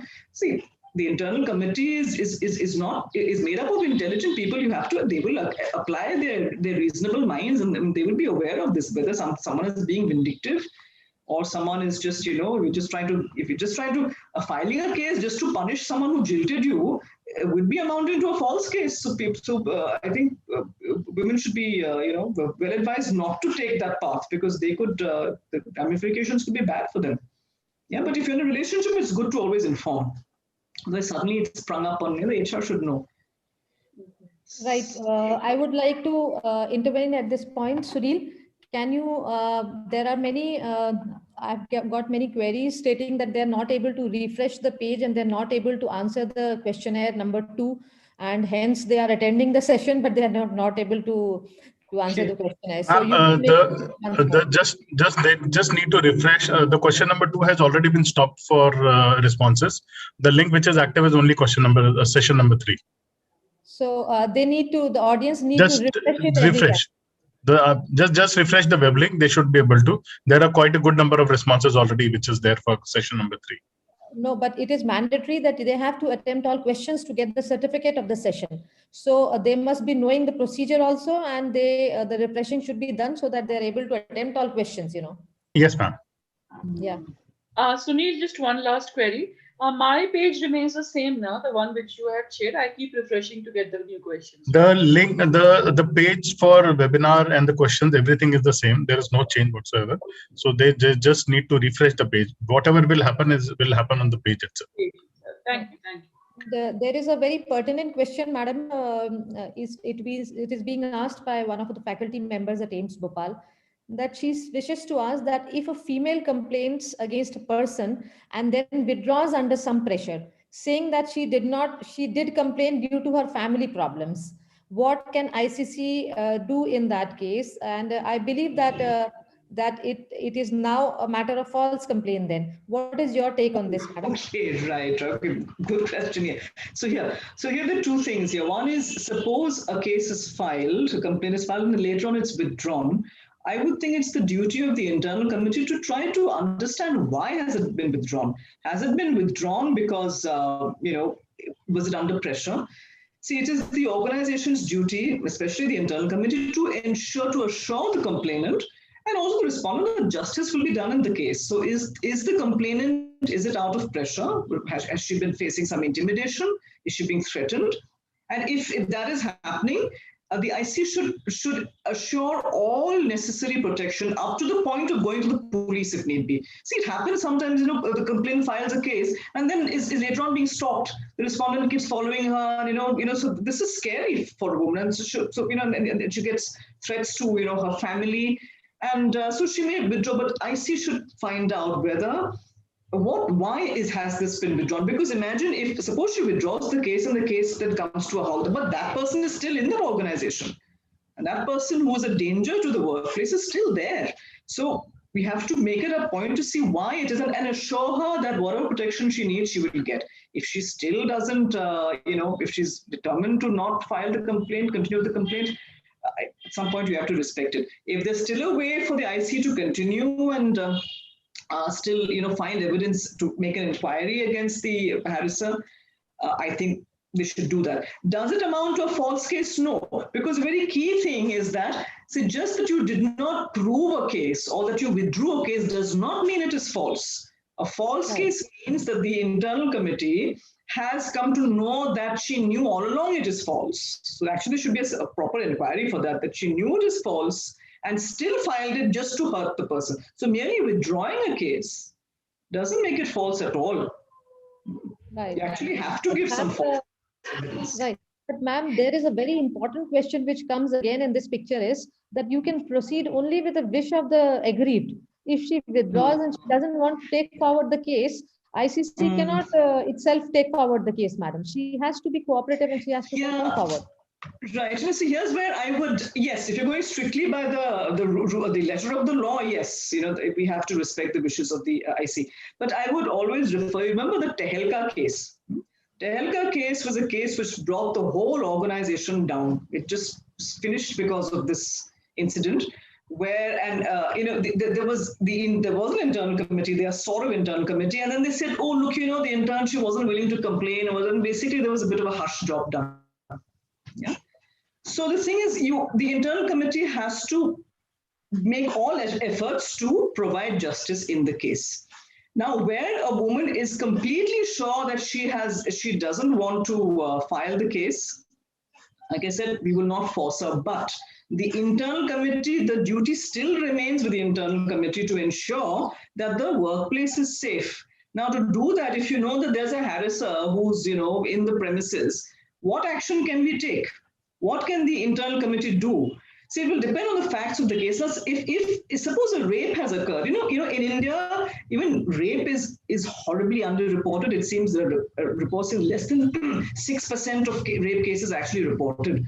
So there's underreporting of even something as violent as rape. Now, suppose rape happens in the hospital, in the hospital premises, will the internal committee say, oh, now there's nothing we can do? Will we follow the letter of the law, or will we go by the spirit of the law? I would say go by the spirit of the law. See, when you file, if you take a case of rape, you go to the police station, you inform them. Without the cooperation of the complainant, it is very difficult for the police to do anything. Probably the case will come to nothing. Doesn't matter, but did the organization do its best to ensure justice? So some cases, I'd say we should be proactive.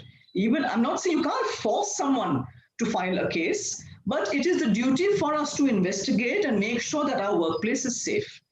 We respect her, the complainant's wishes, fine, she wants to withdraw, that's okay, but it doesn't absolve us of the duty to ensure that if there is a harasser, we have to take whatever means are available to us to take, to do the necessary thing. And if a rape has occurred in the premises, we have to inform the police. The internal committee, you should inform the police even though nothing will come of the case. But at least you knew that we don't want a tehelka to happen in any organization, where later on it is said that, oh, the IC wasn't really helpful and so I didn't really get the support. We don't want that happening. Better to do something extra than to do something less.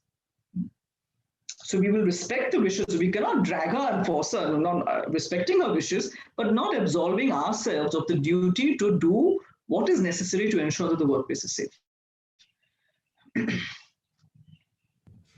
So the session officials and moderators have also to ensure that we are on time, and it is 12:21, half an hour more to go for completion of the first session. Right. So should we go on? There are questions right now. So I think you can continue with the session. Yeah, I'll just finish the thing, then we can I think we'll open it up to questions. Yes. Yeah? So, okay, let's look at this. What do we do? So understanding the procedures. Now, what do we do if you experience sexual harassment? What are the procedures which we should keep in mind? Yeah? There are some terms we need to understand. One is the workplace. Under the POSH Act, the workplace includes any place visited by the employee in the course of employment, including transportation, etc. So workplace is a very broad definition. So of course it is, in this case, the hospital, wherever. If you have a medical camp, that would also become workplace. Suppose you're going to some place for a medical conference. You went by plane, that becomes, in a sense, the workplace. Where you stay becomes the workplace. Where the conference was held becomes the workplace. So workplace it's very broad. It's not just exactly your cabin or a place where it's the entire area where where the person is present for work. Aggrieved woman. A woman can be of any age and she can be employed. Doesn't matter. She could be a patient. She could be, whether she's employed or not. Anyone who alleges sexual harassment by the respondent. Yeah, she does not have to be an employed, or she could be maybe someone who just came to visit someone in the hospital. She would also be an aggrieved woman. Yeah? Employee, again, very broad definition. Could be someone who's regular or temporary, ad hoc, daily wage. It could be someone who came to fix the plumbing. Maybe the electrician who came to do some work. Yeah. Could be a paid person, voluntary, could be an intern, a trainee, apprentice. So it's a very broad, again, inclusive definition. Yeah? Anyone who's there doing some sort of work in the workplace would come under the term of employee. Respondent is a person against whom the aggrieved woman has made a complaint. Could be a woman, could be a man. So these are some terms we have to keep in mind. Okay. Now let's look at the processes. What should we do? Now, see, any aggrieved woman can file a complaint to the internal committee, and it should be in writing. But suppose she can't make this in writing, the IC should help the woman to write up the complaint. And there's a time limit. It should be within 3 months of the incident, but or there could be a delay of another 3 months. But see, the thing is, if the IC is satisfied that there's sometimes delay was unavoidable, then they can condone it. But there's an overall thing of 6 months, so 3 months and then an additional 3 months. It's total 6 months. So don't delay in filing a case. We don't want to get into the whole thing of this is time barred. Right? But if there's a series of incidents, so suppose something, something happened in January, then again in February, and then again in March, then you count those 3 months or those 6 months from the last incident. So you started not from January, but from that last thing, from March. And then you look at the next 3 and additional 3, so total 6 months. Then where do we complain? So there are many places one can, if you want, you can go to the Women's Commission, you can go to the police. But as per the law, the first place you should come to is the internal committee. Yeah, and so this is the internal committee. It's there in the brochure. I think you've all seen that, but this is also here for so I think you have this. All this information is it's available in AIIMS BHOPAL. So that it's a very encouraging sign, really, that this is the attempt is being made that all of you should have easy access to the internal committee, got their email numbers, phone numbers. So just go to the internal committee. You can. It's many ways best to send an email, because then it's in writing. Then the complainant can also, you can sort out your own thoughts. You know exactly what happened. So it makes it easier to act on the complaint, but it's not compulsory. It's just better if you send an email. So these are all the committee members. Now, there's also a thing, if the woman cannot file the case herself, there could be some reasons, either because of the death or physical incapacity or some mental incapacity, then a relative or friend or some co-worker can also file the case on her behalf, or someone from the Women's Commission. Yeah? So all these, so there are situations where if she can't file it herself, it can be filed on her behalf. Now, there's something called the Local Complaints Committee or the Local Committee. So where in every district, the government sets up these local district committees. So wherever now, if there's no, in some places, there's no internal committee, or if the complaint is against the employer, then the case must be filed not in the internal committee, but in the local committee. Okay. So the employee, remember, is who the employer is, the person who is the head of the organization. We started the presentation with that. So the head of the organization cannot be judged by the internal committee. So here you'll have to go to the district committee, the local committee. Now, suppose a case is filed. Now, there's a provision of conciliation. Now, conciliation basically is this, that, only if the complainant wants, it is at her request, before the entire hearing, so that if she is willing, if that's what she wants, she can, in a sense, it's like a sort of a compromise arrangement. You can settle the matter between the complainant and the respondent through something called conciliation, where the complainant may say, look, this has happened to me. Now I'm okay. Maybe if he apologizes, or if there's a guarantee that he will not work in the same ward that I'm working in, or he will maybe be transferred out, or whatever. There could be some arrangements made, some terms and conditions for the compromise, and both parties, if they're agreeable to it, then the matter doesn't have to be heard in detail, and you can actually have the matter settled through conciliation. But you can't have a monetary settlement. This is money thing is completely out. It can't be, okay, you give me 10 lakh rupees and I'll take back this complaint. That's not permissible. Now, if the settlement is reached and it is respected, then that's perfect. That's a successful conciliation. But if the settlement is breached, then the case will start again, as though there was no conciliation in the first place.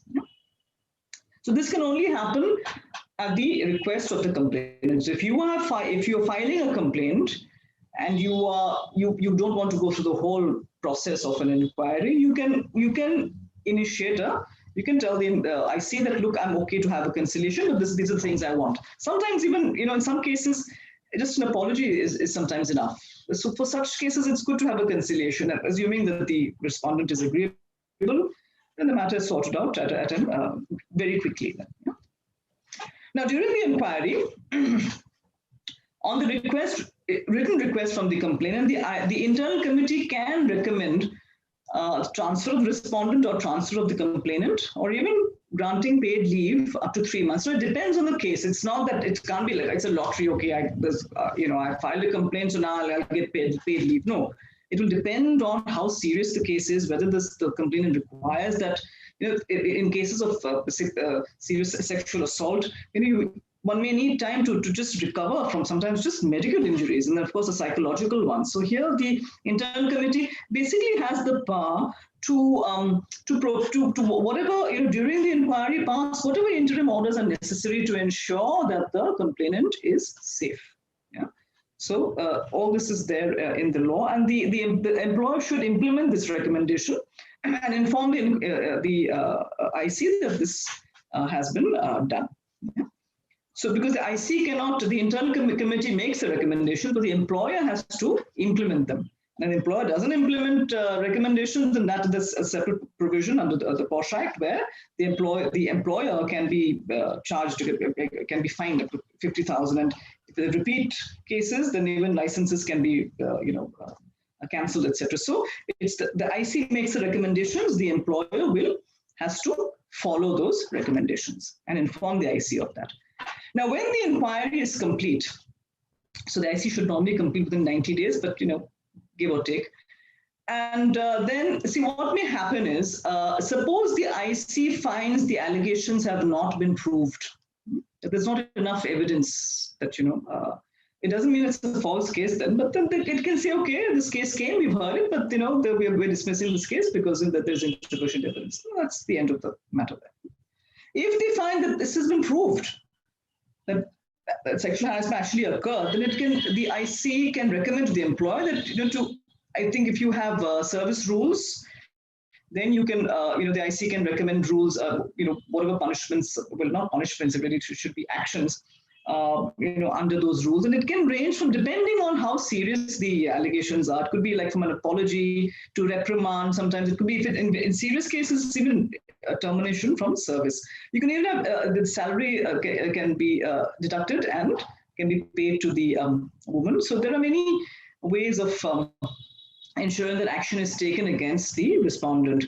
So, and this is interesting about the salary deduction is, so, what happens in some cases is where, as soon as a case is filed, the respondent gets the sense, okay, now I'm in trouble, starts looking for another job, and then, before the case is over, has left, right? But here, even if he has left a job, the employer can still direct him to pay on the risk that if he doesn't pay, suppose the IC says, for what has been done, the respondent must pay some sort of a fine in a sense to the complainant, and so some part should be deducted from the salary. If he's still working there, it's easy for the employer to directly say, okay, some part of the salary will go to the woman. Suppose he's left the job, then you have to go to the district committee I spoke about, the government level, the district officer. This could be, you have to inform the district officer, and then this can be, there's a whole process, for recovery of fines, etc. This is a whole procedure under the Civil Procedure Code. So this can be recovered. It's a long process, but it is an available option. Yeah? So it's not that the respondent can just leave the job and get away with it. The employer should act within 60 days. And suppose you are not happy with the recommendations. Suppose either as complainant or respondent, you are not satisfied with the internal committee's findings. Then you have to approach the labor court for this. You can also, in cases of glaring thing, you can also go straight to the High Court, and some go straight to the Supreme Court. But it's best not to jump the process. You should try the labor court first, if you need urgent action, then we can go to the High Court in a writ petition. Now, besides these, thing of sort of ordering, recommending termination or whatever, it can also determine some compensation to be paid to the complainant, and that will depend on things like mental trauma, pain, suffering, loss of career opportunities, any medical expenses, the financial status of the respondent, and the feasibility to paying in lump sum or installments. So basically, if the IC finds that, yes, it has happened, depending on, it is to do justice in the case. Because IC is a neutral body. It is not either favoring one or the other. It has to do justice in the case. So to do justice, if they feel that, well, the complainant needs some compensation, then that can be imposed on the respondent and taken as from his salary to pay to the complainant. Yeah. Now, sexual harassment in workplace can also amount to criminal offense, and this is important, So POSH cases are civil cases, but some things like this, like what happened with Bhavri Devi, if it's if rape occurs in the workplace, of course it comes under a very extreme sexual harassment in the workplace, but it is also a criminal offense.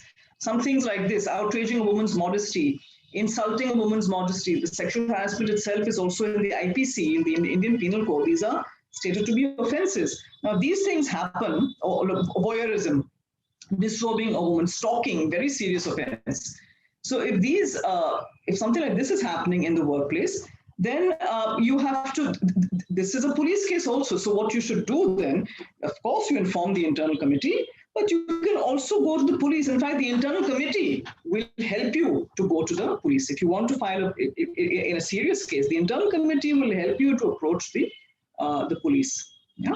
Because many women are afraid to go directly to the police themselves, especially those who are from disadvantaged backgrounds. So the full strength of the IC will be there to ensure that she gets all the protection she needs. So in a situation like this, it is quite possible that you actually have two cases going on.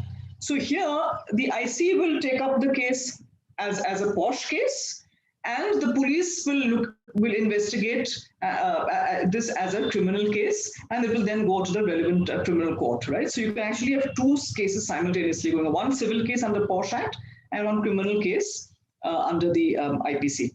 Yeah, so it's quite possible to have two things going on. And interestingly, since the level of proof required for the criminal case is much higher, there are situations where in the criminal case the person was acquitted. There was not enough evidence for a criminal case, but the internal committee found that the respondent had actually committed sexual harassment. Why? Because it's a civil case, the quantum of proof required is less. And so it can happen. You can have two parallel cases and two different decisions. But it is very unlikely that the internal committee, it'll be very odd. The internal committee finds that no sexual harassment occurred, but the criminal court finds that sexual harassment occurred. That means that certainly the IC is making some error, because the criminal case, the level of proof required is much higher. Now, one more thing is on confidentiality. See, the Act says the identity, addresses of the aggrieved woman, the respondent, the witnesses, all the information regarding the whole conciliation inquiry proceedings and the recommendations, it all should not be published or made known to the public in any way. Okay. Of course, if any information regarding justice secured to the victim can be made known, but without disclosing name, address, etc. So you have to maintain confidentiality. This is not something to keep telling the whole world about. This is like a legal process. We have to maintain the decorum of a legal process. And you don't tell the whole world. You don't gossip about this in the canteen. Oh, this case has happened. Or you don't, whether IC members, all those who are part of the system, you have to maintain confidentiality. In fact, there's also a punishment. It's a small one, 5,000 rupees. But that's not the reason. We don't maintain this for fear of that fine. Maintain confidentiality out of respect for the legal system, out of respect for the rights of your colleagues. Yeah? And also keep in mind, there's a section 228 of the Indian Penal Code, which says disclosure of identity of the victim of certain offences. So all these offences I just mentioned, like whether it's rape or sexual harassment, or stalking, etc. Suppose it is a criminal case, and the criminal case is also filed, and you go around town revealing the name, etc. of the woman, that becomes, you can be sent to jail up to 2 years for that. So please, you never know. See, there's no time limit as to when a criminal case can be filed. Yeah. So maintain that confidentiality. Please don't, we have to maintain the privacy. It's a right to respect the privacy of each individual. So let us maintain that decorum. And it happens in so many companies, where they start gossiping about this. It is just, maintain that decorum. If need be, only for fear of being sent to jail, but more because, we should do the right thing by our colleagues. One thing to also keep in mind is, now this is a beneficial legislation. A beneficial legislation is basically a law which is there. It's like a social welfare legislation. It's there for a category of persons who are in a disadvantage. So in these laws, you have what is called a liberal interpretation. So in these laws, the law is judged in a liberal way. When there's any doubt of how to judge something, the courts will try to look at the interpretation which gives benefit to that disadvantaged group, right?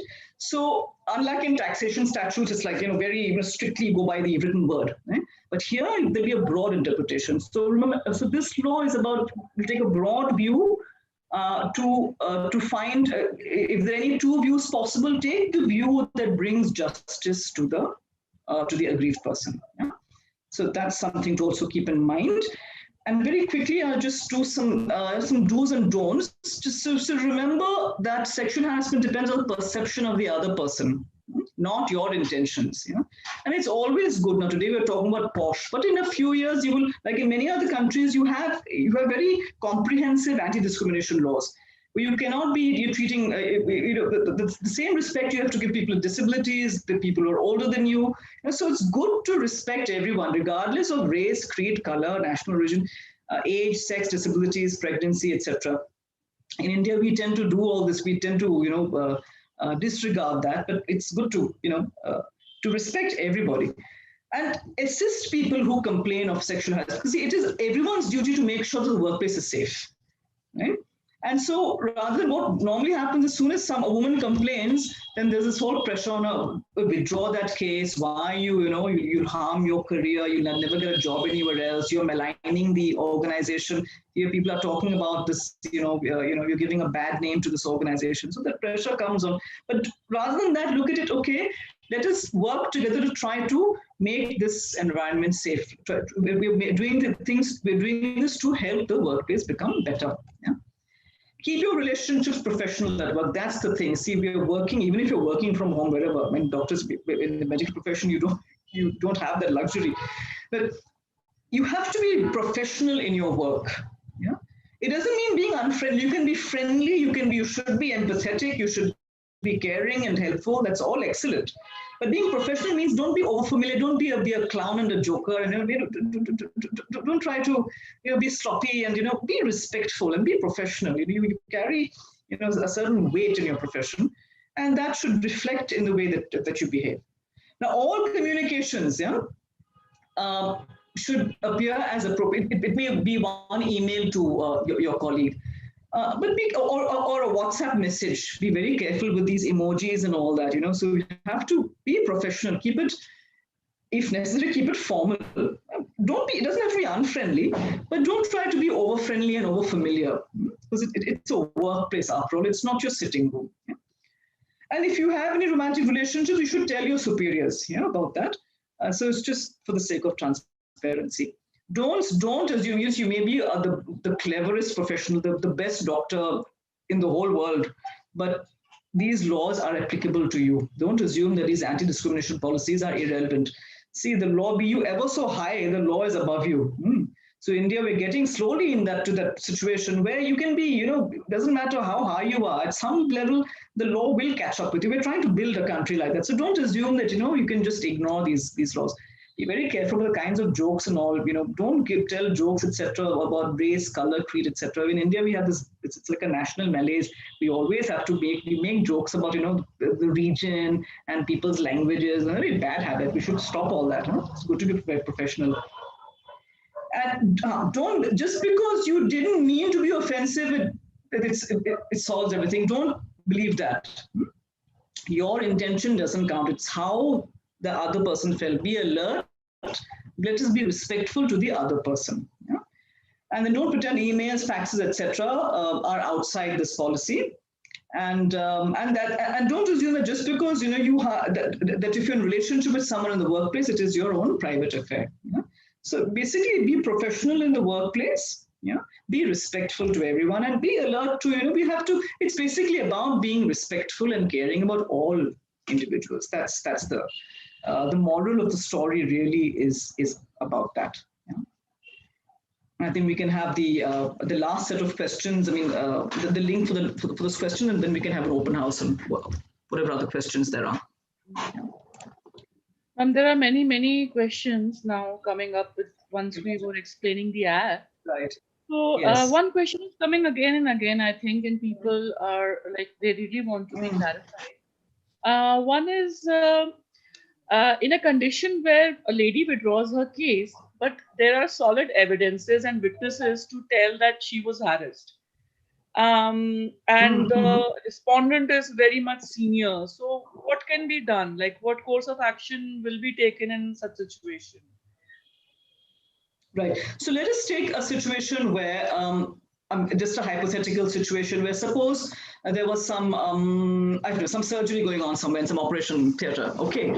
And so the senior most doctor says something, misbehaves with her, says something to the nurse, right? She's scared and she doesn't want to, but there were other doctors present. There were maybe some young doctors were also there, they didn't like it, yeah?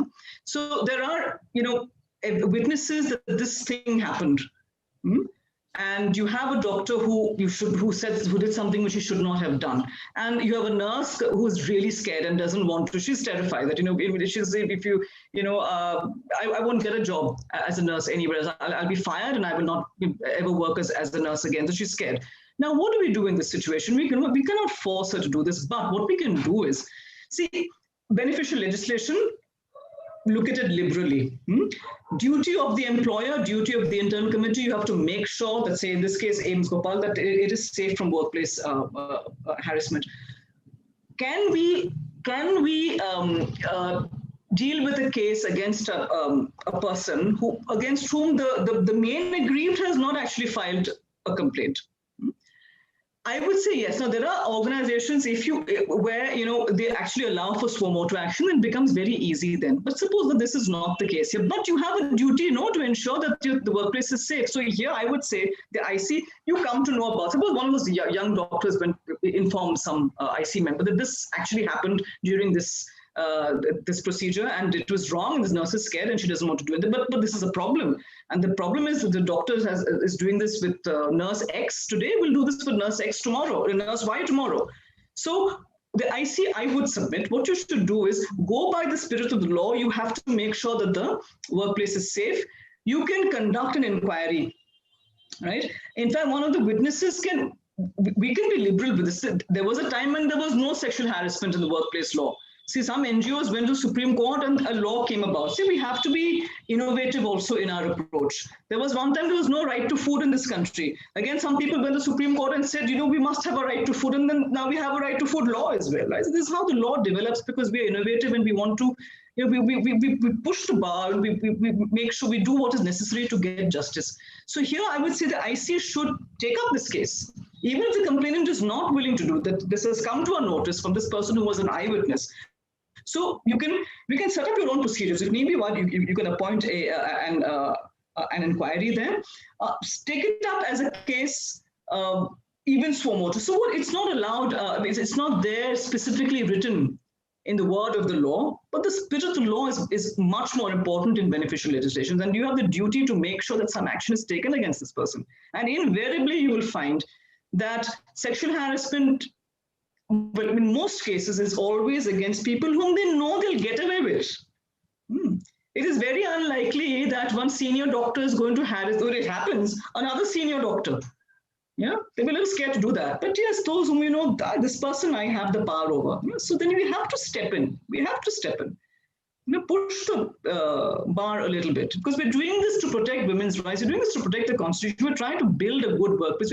And I keep saying we're trying to build the country. We're trying to get systems. All too often we hear nothing works in India. There's no point doing anything. It's because things are difficult. We have to put in more effort. Yeah. So it's not an easy answer, but it can be done. When people work exceptionally hard at something, benefits do come about. I mean, think about our freedom fighters in that country. We became free because people, oh my God, they went out of their way, to make us a free country. And we won't even do this much. We have this much we have to do. And try to build the legal system. The onus is on us as well. Definitely, ma'am. Ma'am, there are two questions which are like combined. I can combine them as one. One person is asking that what is the maximum time within which the recommendation of the ICC has to be implemented by the institute or the authorities? And in addition to that, the other person is asking, what if the recommendations are not implemented by the institute or the administration? So what can be done in this situation? Like, how can the institute be held liable if they are not implementing? Yeah, so the POSH Act basically there's a whole section on the duties of the employer. Whether, like I pointed, whether they have to hold workshops, basically to ensure that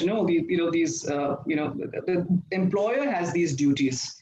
And if the employer fails to do these duties, then there are penalties to that, and for which you have to file a criminal case. Whoever is aggrieved should file the criminal case here. Now, this is not, we don't use the law easily in India. But the law basically saying this, the employer has a duty. Within 60 days, you're supposed to implement this if you're not doing this.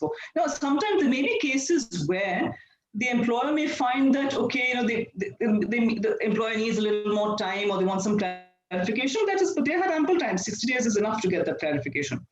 But if a lot of time has gone and there's no action being taken, then someone has to take that action. Ideally, it should be the complainant or whoever, or whoever has got that the benefit, whoever wants that the decision of the internal committee to be followed.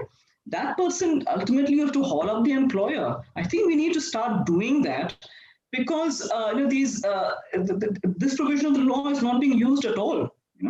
So there are so many organizations where, for instance, there's no internal committee at all. They don't file annual reports. They don't have these notices showing who the internal committee members are, and then nothing is done.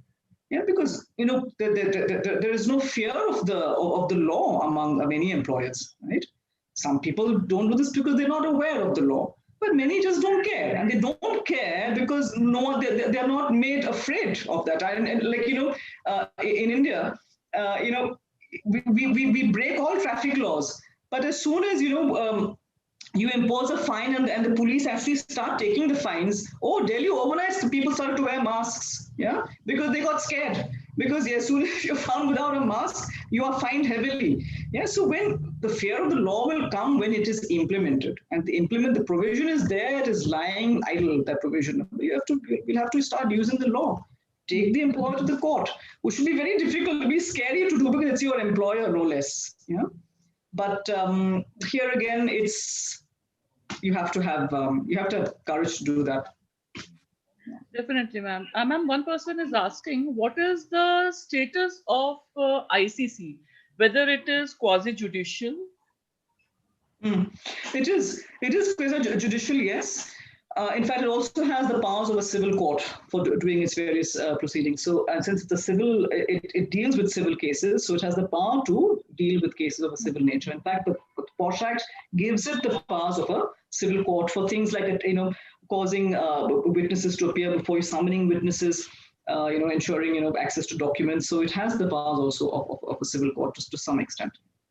Ma'am, I have a personal question. Like, I'm also asking question. Like, when we spoke about a breach of confidentiality, does maintaining confidentiality, is it a prerogative only of the committee, or whether also of the respondent and the witnesses? Yeah, no, this is a gray area. See, if you look at the wording of the law, the act, it says, all those who are entrusted with the dealing of this case. Now, it doesn't specifically say only internal committee members, but those who are responsible for proceeding with the case and dealing with the case. Now, one strict way of understanding that is those who deal with the case are those who are the internal committee members, right? Because they are overall in charge of the proceedings. But if you also see it in terms of those who are engaged in the process, in the liberal interpretation, you can go by the larger interpretation that if you're engaged with the process, then again you need to have this thing of confidentiality, because the law doesn't say it's only for IC members. The law says all those who are responsible for dealing with the case, which in one level seems to be IC members, right? Yes. But it's not specifically mentioned there. But if we give it a liberal interpretation, you can see if you're dealing with the case, it means you're engaged with the case. If you're a witness, you're engaged with the case. So in one way, it can be seen that even if you're a witness or a complainant, respondent, it should be binding on you. And another reason I would encourage people to maintain confidentiality is, look, suppose tomorrow that becomes filed as a criminal case, and you've gone around town talking about it. You'll have the IPC against you. If you're going to reveal the names of the victim of a sexual offense, you can go to jail. So the very best thing is maintain that confidentiality. And don't say it's just IC's job. I mean, it is everyone's responsibility. We don't want to make this a gossiping thing. Worst comes to worst, at least if for fear of being sent to jail, yeah, but more because, you know, it's out of respect for privacy. I mean, we have to be decent, you know, and because it's beneficial legislation, I would say, I mean, it can be easily argued that we don't have enough cases and so not enough, you know, judgments of the court saying all this. But you know, there are companies which actually say that it, you know, it applies to everybody. In that case, it becomes very easy. But even here, it's a social welfare legislation. We can't take a narrow view of things. Yeah. So those dealing with this case, I would see, when you're a witness, in a sense, you're a part of the case. So you should also maintain confidentiality. Yes, But ma'am. now, 5,000 rupees is no deterrent. The punishment there in the law is 5,000 rupees. Someone will say, who cares? I'll give 5,000 rupees and I'll go and tell the world. But you should really be afraid of the IPC then. If you want to be indecent and I'm going to blab about this and I don't care, I'll give 5,000 rupees every day, I'm so rich. You have that attitude, fine, but at least fear the IPC, the Indian Penal Code. Tomorrow, if it's a criminal case and she can file a criminal case, then what will you do? You want to go to jail for 2 years. You know, so at least for that, fear of the IPC, at least don't do this, no? Right, ma'am.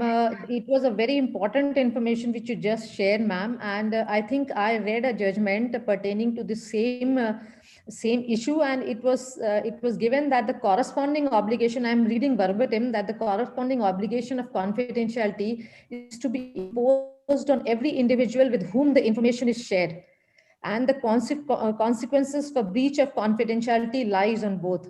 So the interpretation would be taken by the court, but it is good that, as you said earlier, that it is good and in the spirit of law that we maintain confidentiality. The onus does not lie solely on the committee to maintain. It is everybody involved in the dealing of the matter. So you cannot get away with saying that it is the obligation of the committee or of anybody else or anybody, you know. So this is important, and why, as you said rightly, that why do you want to fall into unnecessary, you know, criminal proceedings or anything? So yes, maintain confidentiality rather than falling into, you know, these sort of yes. Right, absolutely. Ma'am, there is one question. I'm not able to comprehend it properly, but I will read it out.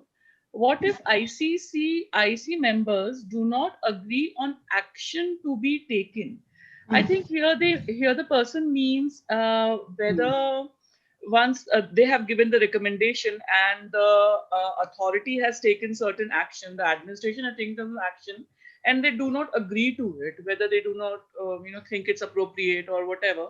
So what can IC members do then? So here there are two things. One is the IC has made its recommendations, the employer is not following it or has followed only partially. Then again, this is a failure on the employer is not doing their duty.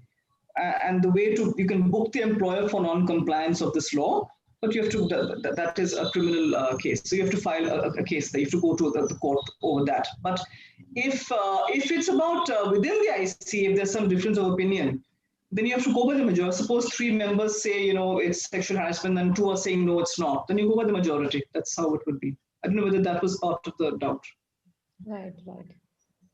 Ma'am, and there is one question which I can see at that if a woman does not want to complain or simply refuse to seek justice, what can be done? I think that is, we have discussed, but the second part is interesting.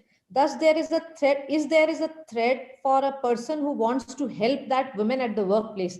Suppose a woman help that, and later this woman withdraws her complaint. So, is there a threat to the person who helped her or facilitate the matter? So that can happen. You know, it's not just the complainants who are threatened. Very often, the witnesses are threatened, and that undermines the whole system. So here again, it's the duty of the employer, the duty of the IC to ensure that any witnesses, anyone who's obstructing, you know, there should be no obstruction of that justice. So whether it's because of threat to the witness or threat to the complainant, you have to step in. If need be, take the use of the police. You know, use whatever, all the authorities available, get the police involved if need be, but protection must be given, especially something like if there's any threat, there's stalking happening, take it extreme. These are like alarm bells. Absolutely, you have to take prompt action and right now. You know, if there's a threat, it can lead to something very serious. And if this stalking begins, it's just like literally drop everything else and attend to this. It's a red emergency matter then. You know, and we have to ensure that protection is given. That will be a very major criminal case then, yeah, if we don't step in. Right. Sunil, are you there? Yes, ma'am. So there are many questions. There are actually many here. I can see that they are saying that assessment question 4 is not available. They're not able Ma'am, to. there was no assessment question for 4 in the session 5. No, the 5 one should be 4. Oh, please send the last one, which was 5. That should be 4. That should be sent right away. I was not aware. I will just put it up. Okay, fair enough. So, with the subsequent sessions, please make that number 4. Yeah, and many are saying that they are not able to access and they're not able to refresh. I think answer to that is that you just need to refresh the link and you'll get it. Just wait for 30 seconds. They should be able to do it. I'm just mimicking it. Right. Thank you. One person is commenting, if you're watching on full screen, तो आप उसे minimize करें, so you will be able to see the question link and other things as well. I think that's the problem.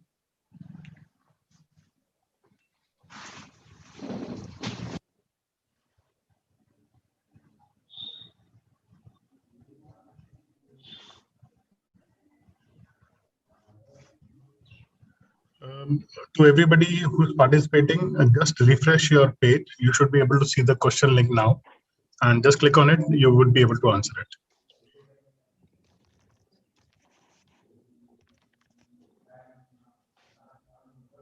Ma'am, I think the session is over from your side. If there are no more questions, I believe because some people are asking, they have to go on their duties. So I just want to know.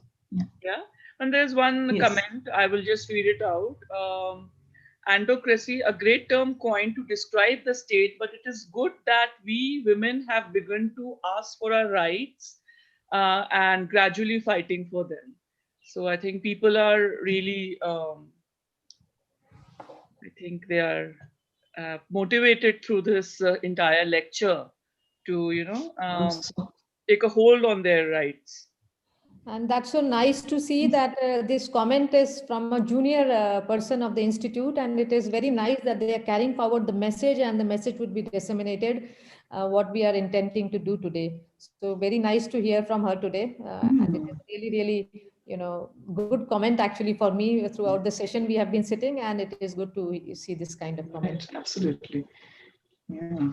I think they should all be quite aware that you have an internal committee here in AIIMS BHOPAL, which is just so proactive that you should have no fear at all about, accessing your rights here. This is good.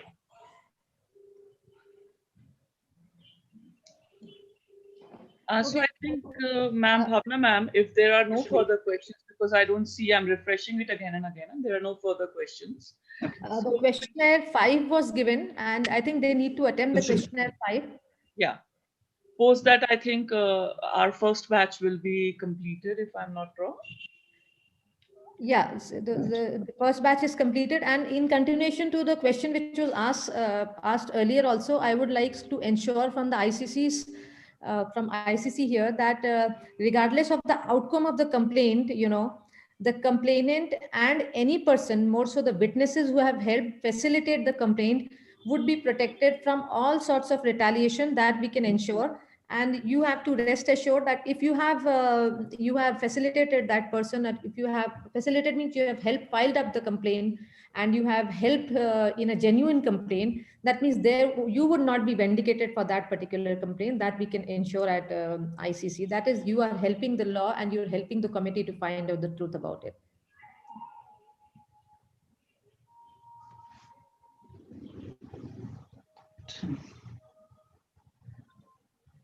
Wait, so should we end the session here then? I mean, if there are... Yes, ma'am. I think there are no more questions. Great. So I just want to thank all the participants and really assure them again that at least with AIIMS BHOPAL, you should have no fear.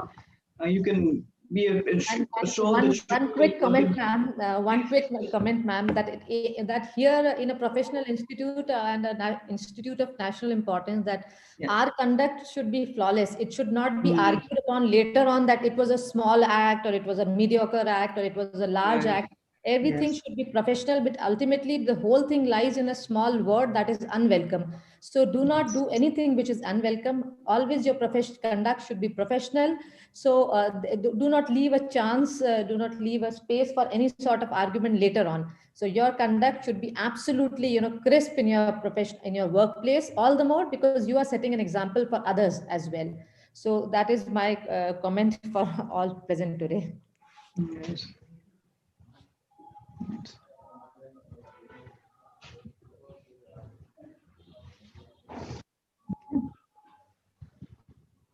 Just a request to all viewers, just refresh your web link. You should be able to see the questions link. It will be live for another couple of minutes. Then ensure that you've answered the assessment questions. Sunil, could you please change that numbering to 4 for subsequent sessions as well? Will do, ma'am. Okay, thanks so much.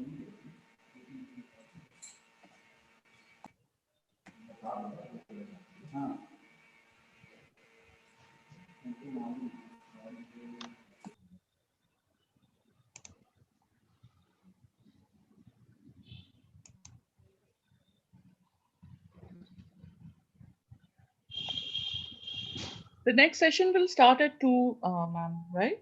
2. Right. Yes.